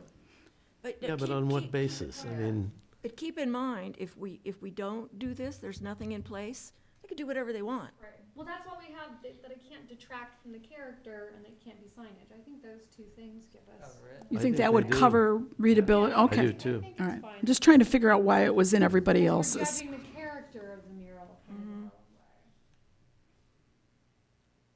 Well, I think the last one's important to Yeah. keep. Yes, it is. Definitely, It is, yeah. absolutely. So now we have 2 bullets in this one. Am I would correct, have- everybody? I would add something too, Uh-huh. that can't be construed as advertising political messages, I would say, or religious. Ooh, Yes, Good. yes, ooh. Yeah. Who determines what's religious and what's not? we would, but that would be fairly That's fair. straightforward. That'd be Yeah. easy. If we're talking about some Scientologist put up a, Wow. Right. Or religious, Or myth. That religious. could be, God or yeah, Jesus that could be one that the Bible. city attorney may push What's back the on word that that. comes after religious here? Religious Yeah. messages, content? Religious content? Because in a way, that's like marketing a religion, so religious, or, we're not allowing political messages or religious. Wasn't that kind of, I can't wait Elizabeth Warren for president. How about, I'm gonna put religious content. Religious or political. I think that the lawyer is gonna have fun with this. Yeah, and I The think First commission can- Amendment issues are gonna Yeah. bite us there. I was We gonna can say try, that see the what he commission says. can recommend that, but I think that one will get taken out. Yeah, Yeah. it might get taken out, but we'll put it in there Yeah. and But see. how would that be different than political messages? if it was on a church. One it at would a be time, folks, advertising. one at a time. How is that- If it was a religious content and it was on a church, it would be Right. covered by the advertising caveat, so Right, that. right. But if it was religious, like Day of the Dead is sort of religious, I guess, and, That's why I said, what do you mean by religious? Exactly that. The mandala, what do you mean by religious? Because it's got a whole spiritual thing going on. The First But Amendment. then how are political messages prohibited? Why is that not First Amendment? You can limit Well, political. the lawyer will tell us. But I mean, what if somebody decided they wanted to Let's- put up a let's big leave a mural let's leave a of Jesus on a cross? Let's leave a question mark beside this one and rely on the city attorney to give us clarity on what language would be viable to deal with our concerns about religious and political. Advertising is obviously it would be shunted over to the advertising ordinance anyway, so. I don't Yeah, think the sign ordinance Yeah. will not allow Yeah, so advertising. we don't need to mention advertising, because if they do include advertising, then we'd bump it over to the sign. No, I don't think so, Michael. I think this is different. We wouldn't bump it to signage because it's advertising. Like, say, for example, the guy who put, our Hope Fraser Award winner hired someone to put a mural up really high on the side of the vine, and it's just absolutely delightful. It's just the most wonderful thing you ever saw. The patio area. I don't think he even hired him. I think was a the guy friend. just It was a asked friend. to do it. He's Is a it guy mural, from. or is it signage? It's mural. Mural. It's a mural. Mural. So it's important that mural is not an advertisement that says, for example, wine, beer, whatever inside. Right. Now, this is important, and I've brought it to someone's attention. Outside of Sakura Ojai, there is now a huge, look at the fireplace. It's as long as the top of the fireplace and as wide as up to where the hole for the wood is. Bigger than that, huge sign that advertises Korean food inside Sakura Ojai, which is against the signage ordinance. It's a huge, big, one of those things that you can order that come on like Where is it? outside Sakura Ojai, So- right by Mary's new place. So why hasn't someone busted them if it's against the ordinance? Picture my phone. Well, I think that's going to happen. Okay, so that's not germane to this But discussion. that's the then. point I'm making, is that the fact that the signage ordinance says you can't advertise what's inside doesn't mean that we have to say it too. All right, I fine. think we have to say fine, it too. Fine. Okay, let's move down to the limits on mural applications. The question I have is, 2/3 of the way down, the number of murals per street frontage and the number of murals per building. Why would one put limits on that? So I would suggest we eliminate those. I see that if you have too much a density of those, it becomes a lot of visual clutter. Yes? Almost like if they were billboards or neon signs or whatever. So I think even if that you look at them individually and they're well done and they're aesthetically pleasing and all that, if you have too many of them, that could become visual noise.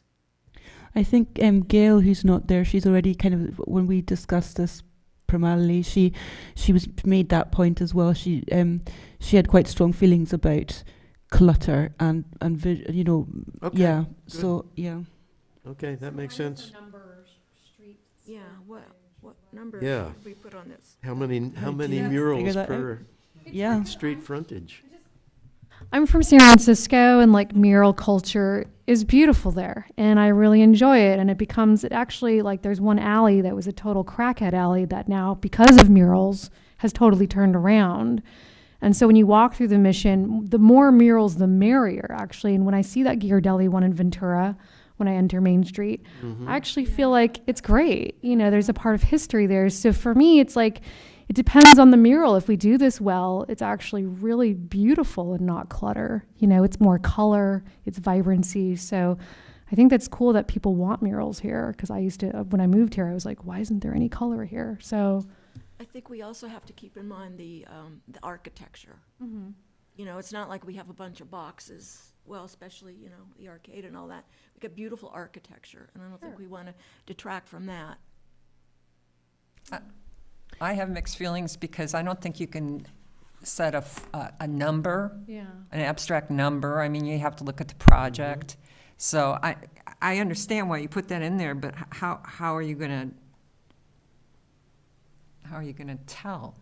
I mean, to me, it doesn't, you'd have to enforce it, and how are you gonna enforce it? Yeah. I mean, and I, for the life of me, can't see 50 million people walking in here and wanting to do a mural in downtown Ojai. No, probably So, not. so I'm hearing take out the bullet number of murals per street frontage. I'm not sure that. Limit the number per building. Yeah, but are we taking out the street frontage one? Is that the consensus I'm hearing? I'm okay with that.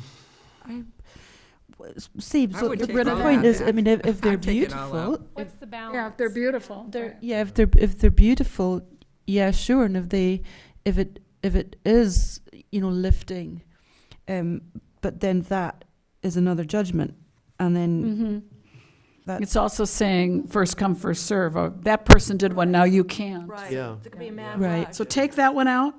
I think Well, both. Maybe we can limit how many murals per year can be approved. I don't know. No, I don't, No? that would even Can't be say- more restrictive, Yeah. I think. Number of murals per building, do we want more than one on a, But it depends so much on the size of the This is so- building. and maybe how take many that one out, surfaces too? there Yeah, are. I would take that out. too. Yeah, And maximum size, you know, and again, I'd that's, take that out too, because it depends on the depends building. on the It's- building Okay. and what Yeah. looks right.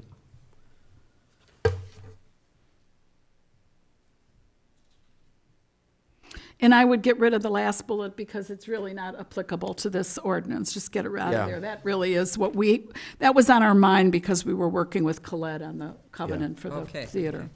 okay. And so it just kind of came up, but Okay, on the next page, there's a description of the review process and who would sit on the committee, and I think that's very clear and very straightforward, and it's very similar to the public arts process. It again engages people from a variety of disciplines, but it includes members of the Arts Commission, so I have no well, problem with that. actually a public art jury, which this is based on, and Yeah, I've that's had what second thoughts since then. A public art Oh. jury only has one arts commissioner on it. So I don't know that we don't want to tighten this up and make this a little different than the public art jury in the ordinance. The public art jury in the ordinance is only one arts commission. It's very purposefully done because those projects belong to the public, so they want public input. It specifies categories for those Yeah, people yeah. to be. But for this, as I'm listening to all this, I'm thinking that why isn't the Arts Commission the mural review committee? Why can't the seven That of would us do certainly it? be simpler. Yeah. I like Just that. eliminate this committee. I would change this. I think that's a brilliant suggestion. Should we do that? Yeah. Absolutely. The goes back to the recommendation and review. All right, will so be I'm going to by put the- the 7-member Arts Commission shall Consider. Period. shall comprise Yeah. a mural. The buck stops here. We can't blame it on that MRC. Oh, it's a damn Yeah, I Okay, think so- that first paragraph slightly amended, Yeah. and then cut the next two paragraphs. Yeah, we don't even have to go through all that, right? No, So we don't have to say the MRC shall recommend to the Arts Commission, the last no, sentence it's in there just, goes it's the to. Arts Commission. It's the Arts Commission, Mm-hmm. yeah. Okay, Get in rid the of that. artist selection criteria, We're getting rid, wait a minute, hang on, I'll make sure I got this right. We're also getting rid of that third paragraph, the whole thing? yep, you don't need it. Now, I do want to say, this says, in the case of a mural proposed on a historic building, one member of the MRC shall represent the Historic Preservation Committee. I kind of liked that. Maybe Commission plus, one member of the Historic Preservation Committee will serve as an ad hoc consultant to the Arts Commission, Yeah. very good. and that keeps their voice at the table.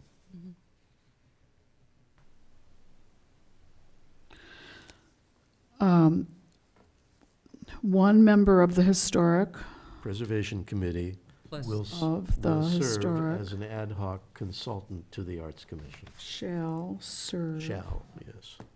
as a, I don't think it's an ad hoc, 'cause it's not a committee, as a, what's that word I want, Michael? As a, ad hoc is the one. no, we don't, we wouldn't create an ad hoc well, committee for one person. as a They're- cons- Advisor? As an advisor, yeah, Okay. as an advisor to the Ad to the hoc Arts advisor. Commission, yeah. Without a vote, or is that obvious? Yeah, And then get rid of every attempt shall be made. yeah. So that, it's really, I don't mind this at all. I mean, I'm okay with this. But I just want to point out that that means that originally, we were attempting to include business owners that might, like, have to look at it all the time. But now would be, the 7 of us would do that. And if Okay, they we're have okay with that. questions, they will come and discuss it Oh, they with us will. at a meeting. Yeah, and that would be a public meeting. Yeah. And we could specifically invite those folks, couldn't we? Absolutely, Sure. absolutely, We'll get people showing up. yeah, They are for sure. Like at the Yeah. start, there's room for public. Okay, and- that's good. Yeah.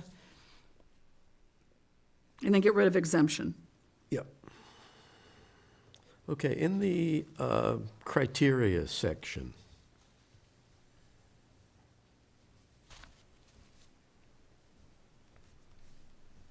I'm troubled by the word temporary, sort of halfway through that set. Halfway through. Materials, paint, ceramic, tile, metal, and other typical mirror materials, both permanent and temporary. Where are you, Michael? I can't find where It's you the are. fourth In bullet. the Artistic Selection It's under Committee, it's the materials. fourth bullet. Oh, it should be mural materials, not Okay, mirror. all right. But why temporary?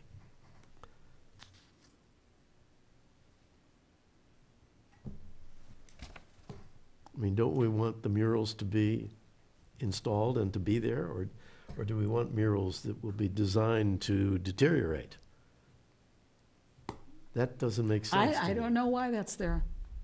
That I can't tell you why that's there. Because they have to be maintained, so. So just a period after materials and get Right. rid of both Yeah. permanent and temporary? That could be a question of art as well, though, because you know you get these copper installation things that are designed To To- mature. get a Like a patina. pop-up. Yeah, Pop-up mural. yeah. So you know that could be an artistic consideration, the deterioration So of we don't even need something. to cover it. I don't think so, just. Yeah, Get so rid of just both. I think you Yeah. address that maintenance and all of that. I think it's correct. common, Yeah, yeah.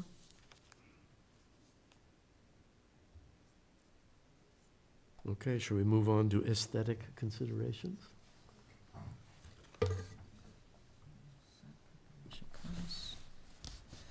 At the top, I want to go back, Michael, to artist selection criteria because putting that title, I mean, months later, you look at what you did and you see all the flaws of it.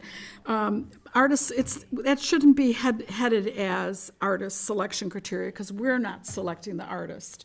Should the mural? private developer, or not private developer, but the private Business business owner. owner Yeah. is selecting the artist. So what we want to put there is, the heading should be, what should it be? Because we Aims? want artists that. Aims? Aims? Aims. Aims and criteria for public. Or artist selection Artists. considerations. But not selection is the word that we have to get rid of. Well, but this is a guideline for the Should owner. it be, We have to should approve it, the could it be artist. guidelines for business owners That they should consider. relevant to Because we're not, artist selection? That's- we're not that's too approving the wordy. artists. No, Unless we're funding it and then it's a public art. Right, yeah, but that's exactly. different. Let me work on a title for that. Okay. Let me work on a title for that and come back to you with it. Yeah. Because I think what it should reflect is that this is what we would hope business This is owners what would we look look- at when they choose Right, an right. artist. So So we want, preferred it's a artist cue, criteria. it's a cue for the business owners. This is what you should be Preferred looking artist at. Preferred artist criteria. Preferred artist criteria. Perfect. Perfect.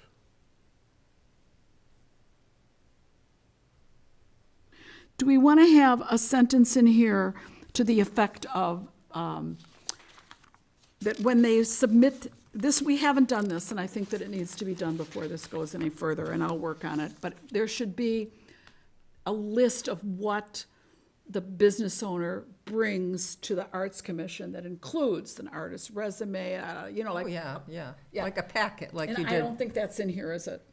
No, but that So I shouldn't, need to that work on shouldn't that be in too. the, that shouldn't be in the The ordinance, ordinance. I would think. No? No, that goes to the CDD. You'll have a packet for them. Yeah. Just like You your don't guy- want the ordinance to say what should be included in an application? No. That could be like the, like procedure for the commission, or for the department. Like we have the handbook? Yeah, Yeah. Okay. yeah, same thing. All right, so I don't have to do that? Yay.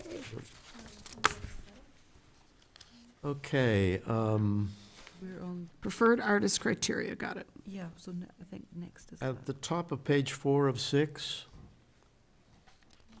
Are we done with aesthetic considerations? Okay, because you got the complementary nature and consistency. I guess that's similar to what we Yeah, said it before. is, yeah. The top of page 4, second bullet. Mhm. City proposed murals must have appropriate I'll get rid of signage that. as dictated by the Arts Commission or as specified by the Arts Commission? City approved or city proposed? Should be a plaque. Yeah, I think we get rid of that, because that's city proposed, it's not, it doesn't really fit, it doesn't belong in here So at Do all. we just put- require a plaque? Do we Yeah. require that? That's what we want to talk about. That's what I was trying to get at. Yeah. So approved murals must have appropriate signage meeting the, Well, but I don't think that, we I need don't think that? that's necessarily true. I don't see why we would want somebody who owns their own building, we've approved what the mural is gonna be. Yeah. We don't need a plaque, it's I not don't think part of we our do. public art then program. let's eliminate that I would- entirely. I would get rid of Sure. both of those bullets. And the accession number you don't need Yeah. either. Same Don't thing. need that either. Yeah, good. And you know what? Done. The artist usually signs Signs it. it. Yeah. It'll be Dates, yeah. signed, Yeah. exactly.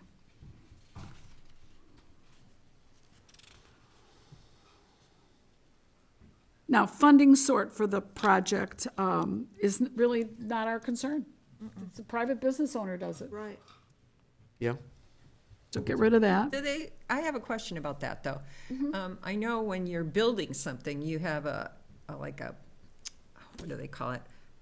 You put up so much money ahead, a bond. Bond. Bond. come on. Do we want them to do something or not on this? Because, no, This They is, own once the they building. start it, yeah, you it's want to done make at sure you their, finish it. it's done by the business owner at their discretion, so it's Yeah, I different than a guess. requirement from the city. Should we give a timeline on how long it takes them to finish it? 'Cause what if But they that's gonna- start a that's- mural and it goes for like a year and Yeah. they lose budget and Yeah. it's just a nightmare. That's what I'm thinking of. Oh, that's a good point. Right, or they leave it half finished because they run out of money, Yeah.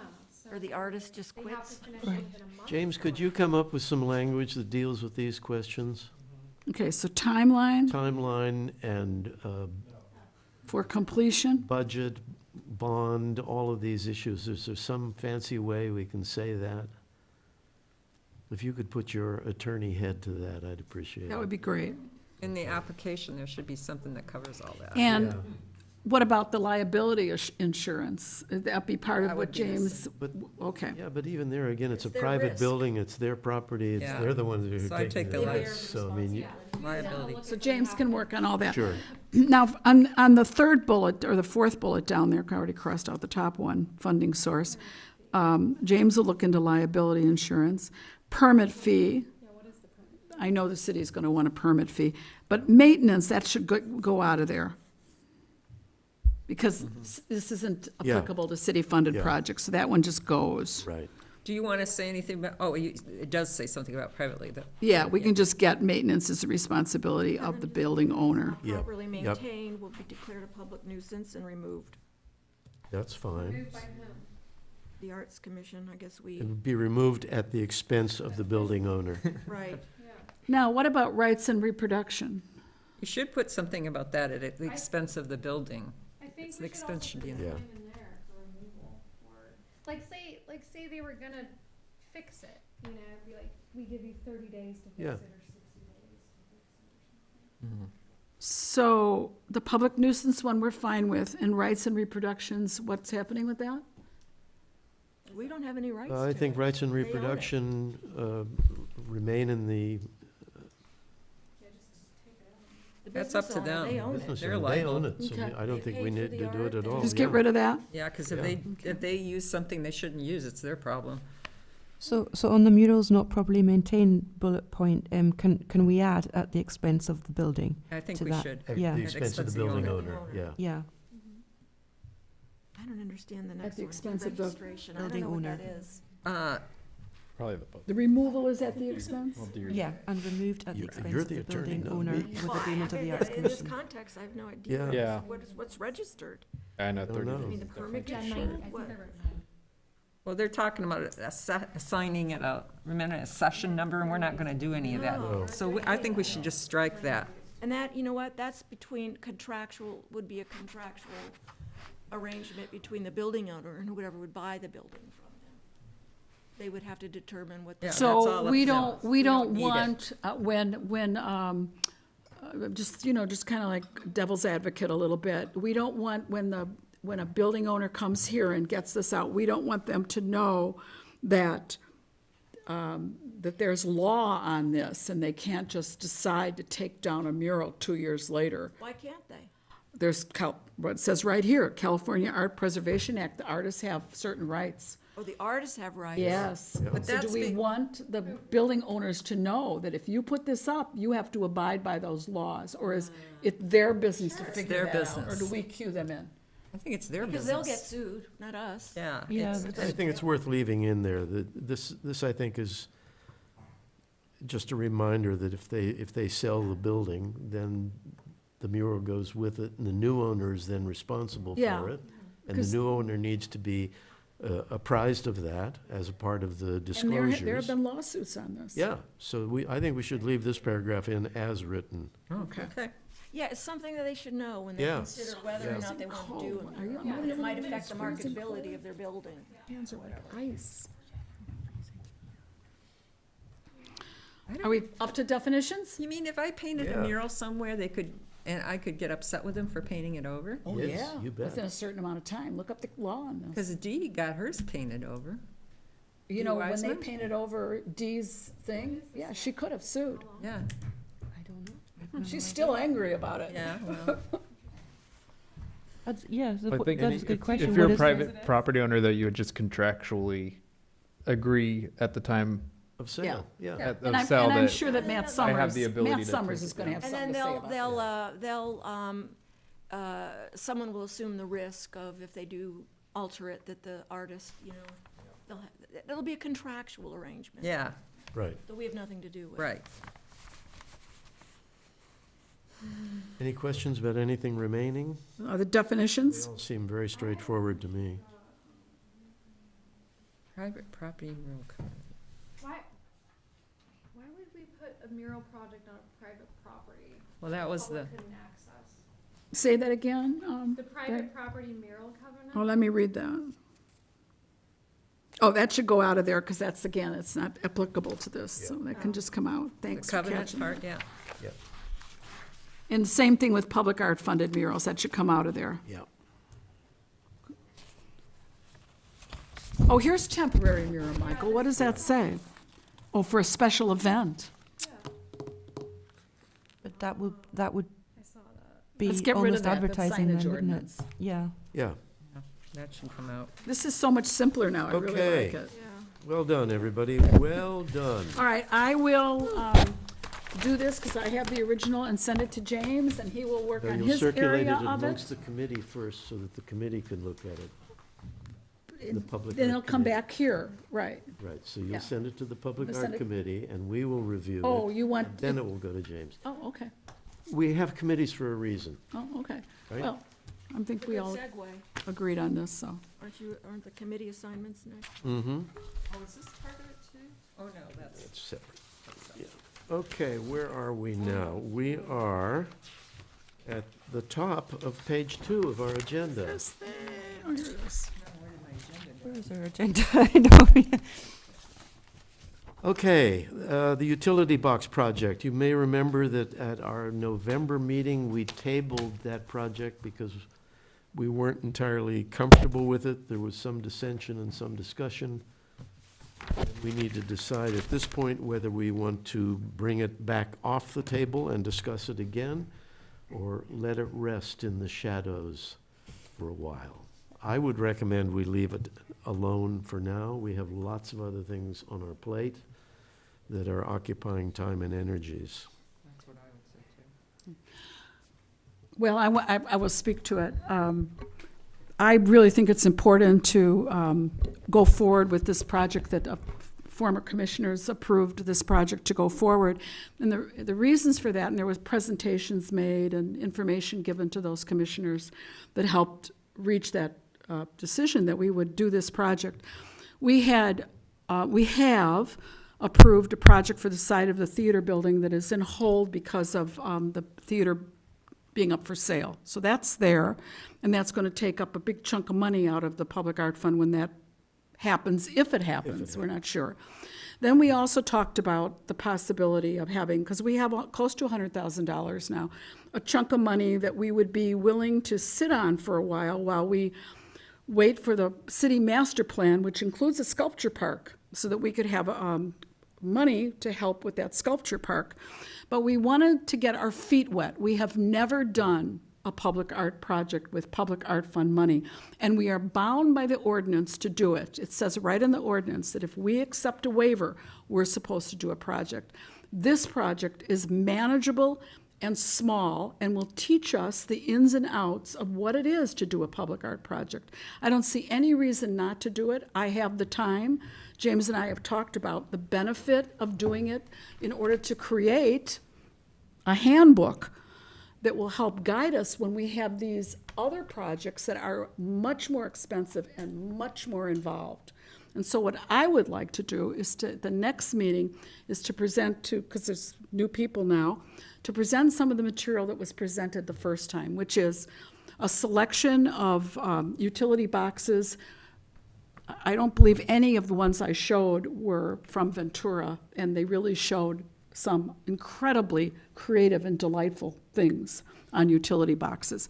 I'd also like to present pictures of utility boxes that I've taken photos of around town, because you would see that, for example, one of them is hidden behind Rainbow Bridge, and it would be like something you'd stumble upon, and it would be like, oh my God, look, what's this? And they're not all in a row. They're not all in your face. The most prominent one is the one on, which you can all look at. It's on the corner by the Oaks of Signal and Ojai Avenue, and it's hideous and it's ugly, and I just can't help but think how delightful it would be if we had an art project on that. And the other one that's the most visible that I would hope that we would want to do is on the corner by the gas station. So if we honor the vote that was taken to do this project and go forward with it, I think it would benefit us greatly. We would learn a whole lot in this process in a real manageable way. I don't see any reason not to do it. There are so many firewalls that we have put up along the way, so that if once the request for proposal goes out, if we don't get back entries, the public art jury in this case, doesn't get back entries that they like, they can say, no, thank you, no, thank you, no, thank you.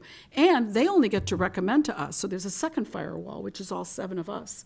And we can say, no, we don't think it works, we don't think it fits. We're not obligated to do one because it was submitted. So I would hope that you would allow us to work on this. I really, really want to find out how it works to do a project using public art fund monies, and this one is so manageable. Can I ask you a question? The next thing on our agenda is city sculpture project now. Is that what we were talking about in front here? It is, and I put that on the agenda because Christine had mentioned to me the definition of a sculpture garden in the city master plan. And we have, in addition to that space in Libby Park, we also have this space right outside the city hall here.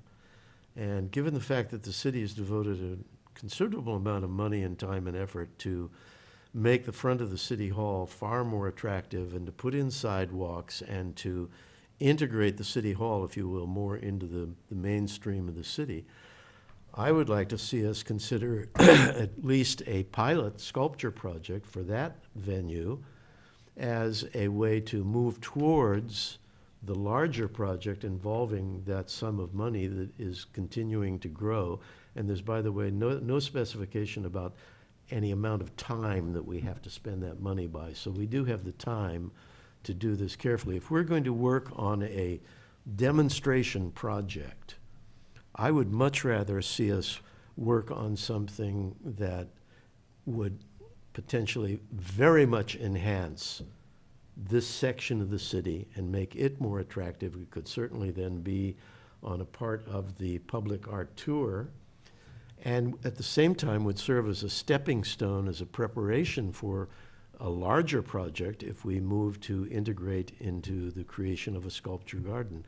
That, it seems to me, could become something that was really singular to Ojai, that we I think could make a real mark with that if we very carefully and effectively reached out to call for submissions of proposals. I think we'd get some astonishing work. The utility boxes, I frankly have very mixed feelings about them. I mean, right now they just sort of disappear in your consciousness. You're not even aware of them.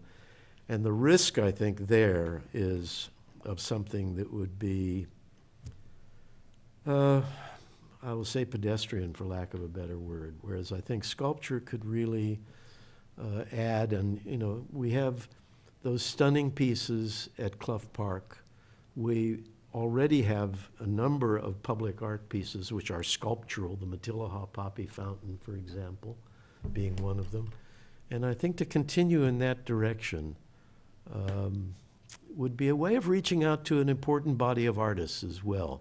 We do so much with the visual arts, with painting, right? We give grants to painters. We give the Lifetime Achievement Award to painters and other artists as well. But sculpture, not so much. And I would much rather see us move in that direction. It would be a challenge. It would mean that the Public Art Committee would have to work up the procedures and the guidelines and so on and so forth. Well, but Michael, I want to say Then we that's can all move spelled out in the ordinance, the Yeah, procedures and the right, guidelines. So right. the Public Art Committee would not work that up. We Okay, have to follow the so ordinance. that would be one step already taken Yeah, care of. it's taken then. care of. That's already taken care of. So those are my thoughts, and that's why I put that on the agenda. So we have these two, if you will, possibilities, and I think it's for us to discuss. Marcy? Question, Yeah. have you thought about a timeline for doing a demonstration sculpture, little mini sculpture area? And a budget? No, I haven't, because I think We that haven't is, talked that about is a question that we haven't talked about as a group, and I think again, it could easily spill over into the next calendar year. There's no rush. I mean, we're working exceeding slow and exceeding fine. If we were to do that, we'd want to do it very carefully. And I think, given the fact that we have as much money as we have in the Public Art Fund, we could offer a substantial artist's fee for such a work. And I think that would attract high-quality artists. Yeah, and I think we want to attract high-quality Yeah, artists, too, so. Oh, I'm not opposed to your idea. I have a couple questions for James, which is, what would the procedure be for city to allow us to use the space Michael is talking about? What do we have to do to say that's a go? I think that would be probably the big, not hurdle, but it would be the big first step we'd have to take Right. on this, because we've had talks recently about the master plan and everything. So it probably would have to be presented, I would think it would have to be presented to the city council Sure. to approve that project. Sure. So it's, it's not undoable, it's just, it's a big first step on that one. And then I just want to be sure that, Michael, that I'm clear on something that you said. Do you see then this would be temporary, this spot, and then when the sculpture garden is developed, it would move? No. No, this would be permanent. This would be Okay. permanent. I just wasn't sure I understood you. Absolutely. No, Mhm. I think, it could be sort of the entrance to the sculpture garden, practically. Certainly the signature piece that introduces the community, the idea that that's the direction we're moving in.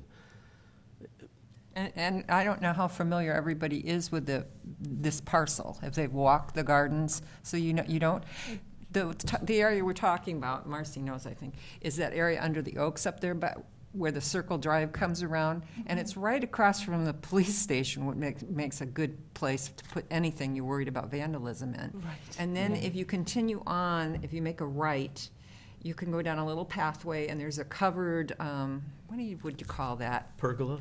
It's like a pergola. Yeah. But it's actually has windows and cabinets in it. And then there's a pond back there. And then you walk into the garden, and then past that is the demonstration garden, which they're now working on. Yeah. Yeah. As you So- go down Ventura Avenue. So there's a Which is lot being of, totally developed, the and demonstration. there's lots of Yeah. opportunities under those trees for sculpture. There's also a raised grassy area that some of the windows look out on, if you can see out Oh, of this yeah, door. you see it when you're at the It's counter. a beautiful little area. Right. And actually, I could see that happening, and I think Barbara and I were talking about this at one time. is the sculpture park site. Well, anyway, Barbara Hirsch, who used to be on commission with us, we were talking about possibility of eventually making that a performance space where you could have Shakespeare, outdoors also, because now the bowl's very expensive for people to use. And this would be an outdoor area, and you could actually hold functions, and then you'd be surrounded by the art. I think it's a great idea. And it's not used now. I mean, the And as you community pointed out, garden is. the but- community garden is being resuscitated, and I think that's important, because that's, Yeah. again, part of this whole enlivening of this area. Well, then I guess my comment would be, I don't see why it has to be an either or, because we set aside $5,000 for the utility art box project. And to me, it's a perfect way to learn how to actually institute the process that's laid out in the public art ordinance in a very simple way. Why do we have to do either? Why can't we do both? I mean, Well, I think it's a I matter would of- really like to invite the artists here in town. We approved this, and I've talked to many artists to look for when the PDF, before I knew that we were going to go back and try to change our vote. I've talked to artists and said, look for the look for the request for our FP when it comes out. I hope you'll apply. But Christine, at our last I don't discussion. necessarily think our- it's our good to go last- back on what we said we were going to do. Well, But we we- can do both. We can certainly change our mind, and we, in essence, were not ready to make a commitment when we decided to table it at the last meeting, because doubts and questions had been raised. So I don't think that we're locked into anything. And I think to engage in two projects simultaneously would be folly. I don't think it's necessary, and I don't think it would be advisable. Betty, you had something you wanted to add, I believe. I guess on a personal note, I feel like the utility box art project, like I agree with you, Michael, that it's kind of a slippery slope. Like, I've never seen a well-designed utility box. I've seen a lot of them painted. A friend of mine gets paid a lot of money to actually keep them hidden with wraps. And they're things that you walk by that you don't want to see. So for me, I feel like it's a lot of time and effort to go through a lot of jurying, a lot of steps for applications, for not a lot of not a lot of give back. But a sculpture garden would be something that would say something bigger. So I think that, I just feel like it's a slippery slope to put public money into, because the public could complain about them if there's these utility boxes that are decorated and they're just like, what is this new project? What is our taxpayer Why dollar would we going pick toward? something that we wouldn't like? And the taxpayers Well, are paying. I'm just saying that I've really never seen a utility box painted that I've Sorry, you been missed like the slideshow. stunned by. But I mean, I could be open to that. But I just feel like, yeah, there is a lot of committee work here. So if we add another project, it's a lot of time and effort. So Let me make It's a a public- suggestion. but- Excuse me, but- Christine. Let- Excuse me, I was speaking. I think Let me Sam make a was gonna- suggestion, and that is that we initiate a request to the city for permission to use this space.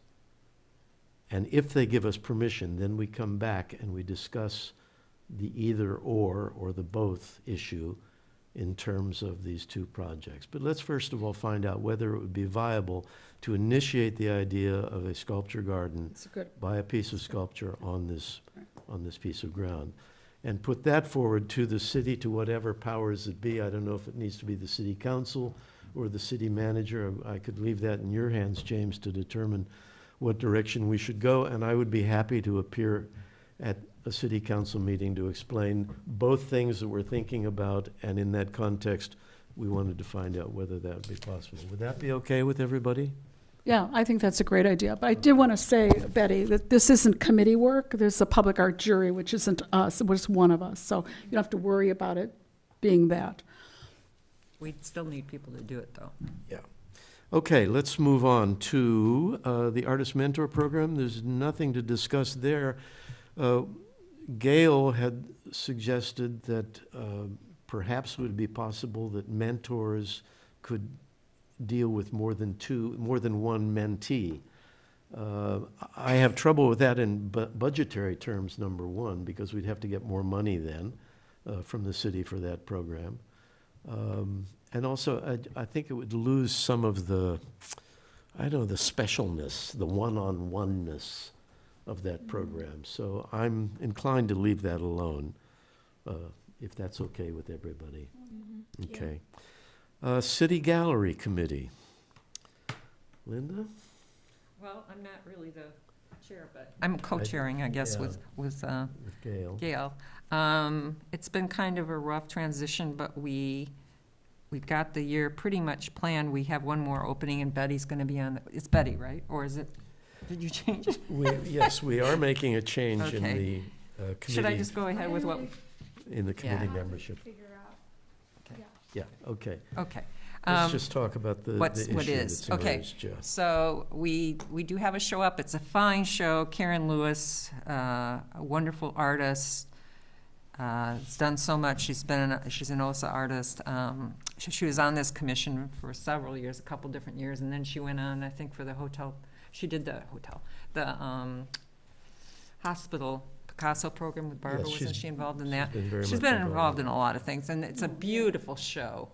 She has pieces here at the City Hall and then also at the museum, and she will be holding her little get-together reception at the museum. She can't be in two places at once, so she chose to have it there on the third Friday, which will be this coming Friday from Tomorrow. 5:30 to 7:30. 5:30. But if the City Hall is open to the public to come in and view the work, and the museum obviously is also, and we think it's a wonderful show. So, and then after that show comes down, we have Gail Childress scheduled to come in, so it should be a good couple months here. And then following that will be the OSA mentee show, where their scholarship show, I guess they call it. Mm-hmm. And then after that will be our mentor show, and then we have the last one to schedule yet. But Right. What is our mentor show? it's The- where, do you want to explain? Yeah, at the end of the summer, when the mentors and mentees have worked together, we have a presentation here in City Hall. Oh, from our mentor. Yeah, from our mentees and mentors, yeah. Okay. Mhm. It's a Uh, lot to, yeah. the show of Karen Lewis's work, I think, is really extraordinary. I've liked her work for a long, long time, but I happened to talk with her about the show yesterday, or day before yesterday, and she was so pleased about the way they've installed the show here in the City Hall. And she's particularly pleased because she thinks that the peculiar nature of that space works really well for these smaller pieces that she's done, as well as the one or two bigger pieces. So she's extremely pleased with the show, and I think I urge anybody who's watching this on YouTube, drop by City Hall, drop by the museum, and see this show. It is really special. Yeah, it's called People, Places, and Things. So there's portraiture, there's some beautiful prints, and there's some pictures of chairs, too. Yeah. Which we all know about from the 4th of July in this town. That's right, chairs. They'll probably start in March this year. Okay. Okay, that's the City Gallery. Arts Education, and again, Gail Hersher is in charge of that committee, and she and I have spoken, and she is very interested in beginning to work on the ceramics, pottery, and glass book that we've talked about as the next book project.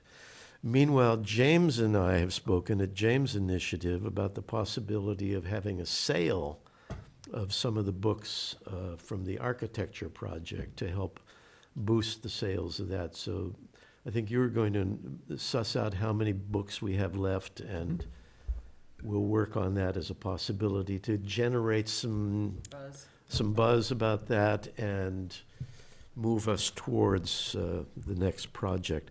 May I Coincidentally- ask before you go on, Michael? Yeah. May I ask, James, did Alex Kim ever come over and get books? He has not come over yet. No. Okay, so I will talk to him. And Because he was going to come over and Yeah, I get, know. yeah. Yeah.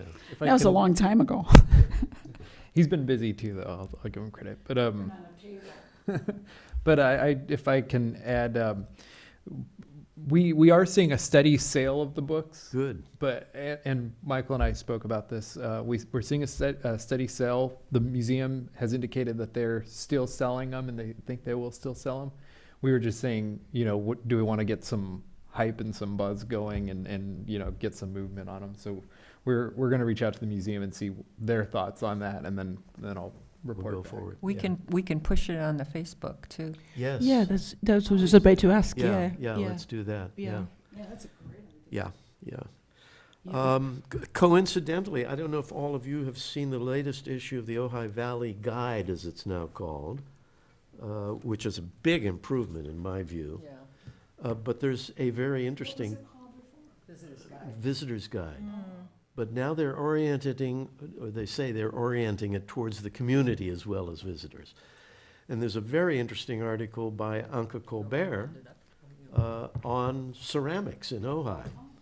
Oh, yes, yes. So, and Anka has done, There's an article on the Art Center. yes, that too. But so Anka already has done a great deal of research on the subject. She has a lot of photographs already. So it may be that we would want to enter into negotiation with Anka about, about being the author of this book that we're talking about doing. So that's a nice sort of kickoff. We'll see how it works. And Anka, of course, brings a certain prestige as well as a writer, and God knows knowledge and experience. So that could be nice. Yeah, yeah, exactly. It's a lot of. Yeah, it's a good article about Wyatt Amend and other potters, and Beatrice Wood, yeah. Vivecanado. But I think the mix of pottery and ceramics and glass, so that we can include RTK tile, we can include all the ceramicists, Susan Amond in glass, Stephen Edwards in glass. So it could be a very, very rich representation, yeah. Okay, so we'll work on that as we move forward. Public relations, anything to report? Linda and I had a we've been relating. We've been Yes. oh that was okay. Yeah, Linda. Oh yeah. That was that. Yeah. So we had a meeting with I can't remember his second name, James, the other James, yeah, and he talked us through how the website, the calendar now looks a lot better, and he showed us, you know, how to give dedicated pages to things. And my question for getting those pictures up, do I need to? I mean, would I need access to that? Flash drive, Flash drive. yeah, to get those pictures up and On put the them on website? a Yeah. page, yeah, dedicated to that, Right. that we can link to from the front page. Give it to her now. Yeah, Sure, yeah, Yeah. yeah. good. Also, James was excellent on helping us modify the type and the landing page. Yeah. The logo, the way it loads, it's just way better than it's been, so. Yeah, it was really useful and we learned a lot. Okay. Arts acquisitions. Linda. Okay, well, there isn't a whole lot to report, except for I did talk to Barbara Hirsch again. They were meeting again yesterday.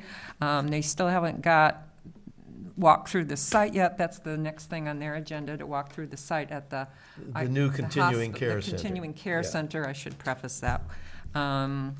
So that's the ongoing project. The museum project, as far as the storage has been sort of finalized, that's already done. So basically, we're waiting kind of on the other end of it for the continuing care center to do another similar program as we have now with the Mm-hmm. Right. museum In- satellite In their gallery. visible public spaces. Yes, in the- they're in the visible big public entrance. spaces, but Barbara's As- done so much with Yeah. it. She'll, But Barbara's very enthusiastic about Yeah. that project, and she is the head of that Operation Picasso committee that is responsible for the art there, so that's positive. and I don't even know if that's the acquisitions committee or if that's another committee, I'm not sure. That's acquisitions and museum, yeah. Okay, all right, good. Yeah. And as far as acquisitions, we haven't done it. I was waiting for the formation of the rest of the committee before we did anything. So that's it. Okay. You all have the proposed committee assignments. Marcy and Betty, I'd like to make one switch, and that is, Betty, I'd like to put you on the grant committee, if that's okay. And Marcy, you'll replace Betty on the city gallery committee. Is that okay with both of you? Does that work for you? Betty, on the grants committee, there's not a lot to do. There isn't? Okay, seems like a lot of work. No, no. No, nothing to there isn't. It's the chair does all of it. Yeah.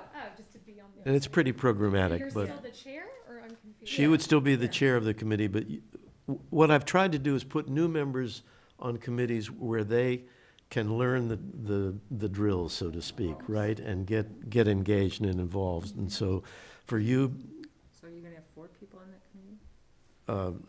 no, because Sammy will drop off. And Okay. Oh, okay, I'm so Sammy then is on arts education, the mentor program, and public relations. Pardon? Yes, that makes sense. So Marcy should be budget with me. And what about Linda staying on it too? That's a good idea. It's Yeah, kind of like grants, like, yeah, let's like a let's one-person do show. that. Okay. Yeah, let's do that. That'll be worth doing.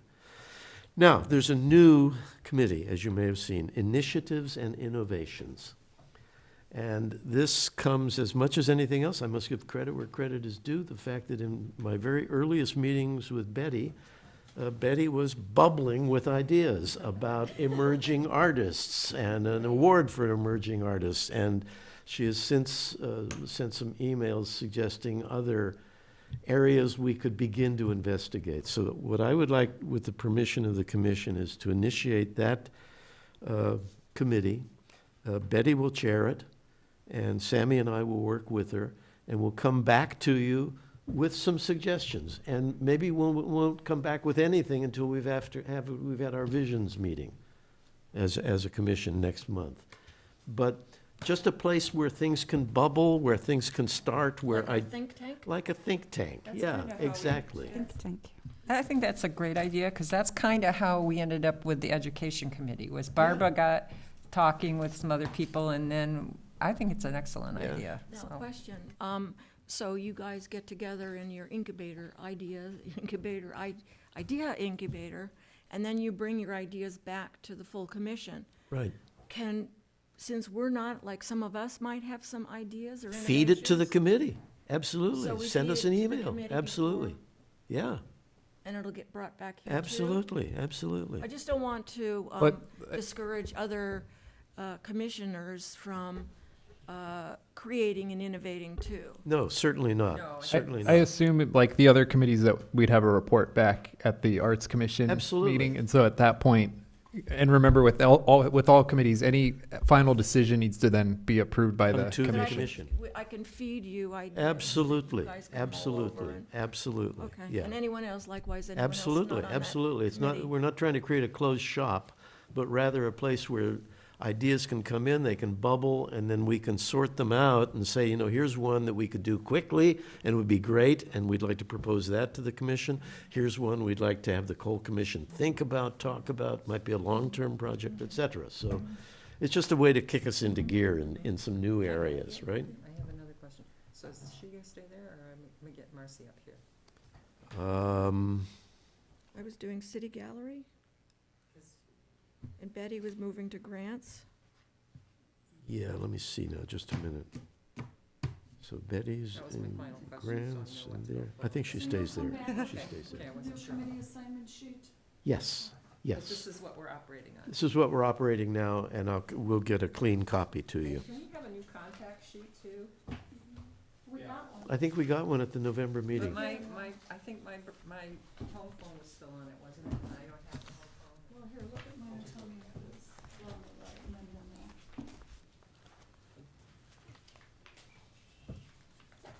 know. Okay, Yes, my phone is on there, and So that's still wrong. that's wrong. So James, Uh-huh. this one that it's got the Gale on it and everybody, but it's. Is that Betty on it? Uh-huh, they're all Yeah. the new people are on it, but it's the wrong phone number for you? I only she have- no longer has the landline. only have the cell. Okay, so you're good with the whole number. Yeah. Let's do it. Okay, James, we are finally at just after 9. This is our longest meeting in In a while. a long It's a time. record for you. But it's the beginning of the year. Right, Full of lot stuff. ideas.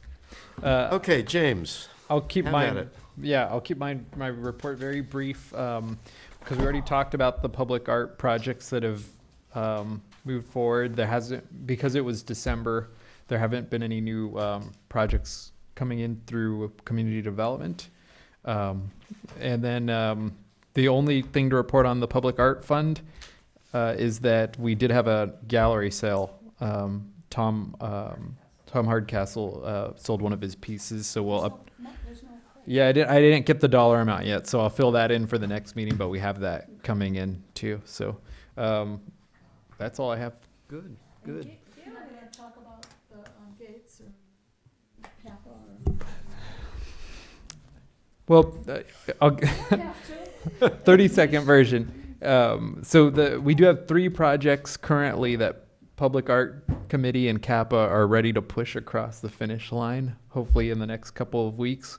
The tables at the inn, the Mhm. museum gates, final inspection, and the Saint Center also is one that maybe might take a little bit longer, but they're all nearing the finish line, and we're coordinating those inspections and meetings. Good. James, if you would, one more thing. I think it's very important, again, because we have new members and because we've changed committee structures and so on, and because we're energized and going into the new year, to remember that we are bound by the Brown Act.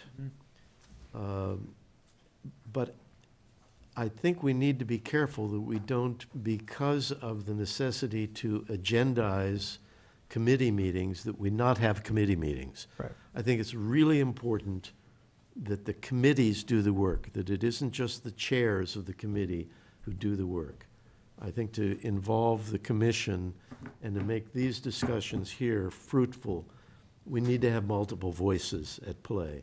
So committee chairs, please, and it's not hard to agendize. You just figure out when you're going to meet and let James know, and one way or another, he'll find a space for you to meet, even if it has to be his office. But there's the conference room, there's here, and it can be made to happen. So And I, Public relations was ad hoc. public relations is ad hoc. That's just, as it emerges, it emerges. And acquisitions is ad hoc. And I think acquisitions is too. But James, if you could let each chair of committees that need to agendize know that that's the case. Just Yep. remind those committee chairs, the please. the safe rule that that I think there are parts where we have different opinions and perspectives, but the safe rule is anytime you're making a decision, and especially if it relates to spending funds, it needs to be at an agendized meeting, and then it needs to come back to the Arts Commission for approval. So, Right. so if you keep that in mind, you'll, for the most part, be good. But Okay. if you have questions, contact me and I'll answer them. Great. Thank you all. This has been a terrific meeting. We got a lot done. Commissioner comments or? Oh, yes, of course we are. Why do I always forget that? Let's do commissioner comments. Betty, you're first. Thank you. Christine, I forgot that. Say anything. I have a question about the museum gates. Are they locked at night? Are they what? Are they locked? heard they were not. They're not locked. Okay. You're saying, I was in the museum and the person that worked there said no to me. Well, they're supposed to be locked because it's supposed to be for security. Yeah. She literally told me when I came in that a person had complained that there were gates. And she said, well, they're not locked. So, They're not locked during the day, during operation, but they are locked. no, at night. he, that's what she told me, that they were not locked. Who told you that? The woman working the desk. She must not know because they are definitely locked. Okay. Well, That's why they were put in. Yeah. Yeah. That's what I thought they were put in. Yeah, You're right. yeah. I You're asked right. her, I was like, are they locked at night? And she said no to me. So, Mr. Lochner has not finished the project, and one of the things he has not finished is installing plates for the locking mechanism where a pole goes down into the gates is also, although I think he may have corrected it by now, one of the gates didn't close correctly, and there were some places where he had to do touch-up, which is why the Committee to Approve Public Art has not signed off for payment for him at this point. There's still work for him to do, so. Which is a great hang- incentive so for hang him in to there. do the work. Hang in there. Yeah. It could happen. Sammy, any comments? I just have another question, and it's to do with the minutes of the ad hoc committee that we're doing for the brochure. Should I be sending them to you? So ad hoc committees aren't required to keep minutes by the Brown Act. So Okay, those are more for your guys' records. got it. Yeah. Yeah. Okay. Okay. Christine, any comments? No? Linda? No? I have none. I've said all I need to say. I'm getting hoarse, actually. I'm tired. Marcy? Wait, I have a quick comment. I thought of a comment. Okay, comments. So now that I'm chair of a new committee, am I the one that emails you and says, hey, can we get together? Let's talk about stuff. Okay, Yeah. great. Yeah, yeah, you got it. Thanks. I do have a comment. There are Okay. 4 lemons sitting here. Oh, yeah. Meyer lemons, organically grown. Biggest Oh, Meyer look at lemon I've those. ever seen. Okay, we are adjourned. Thank you all. Let's go make lemonade. I've got lemons. Our tree is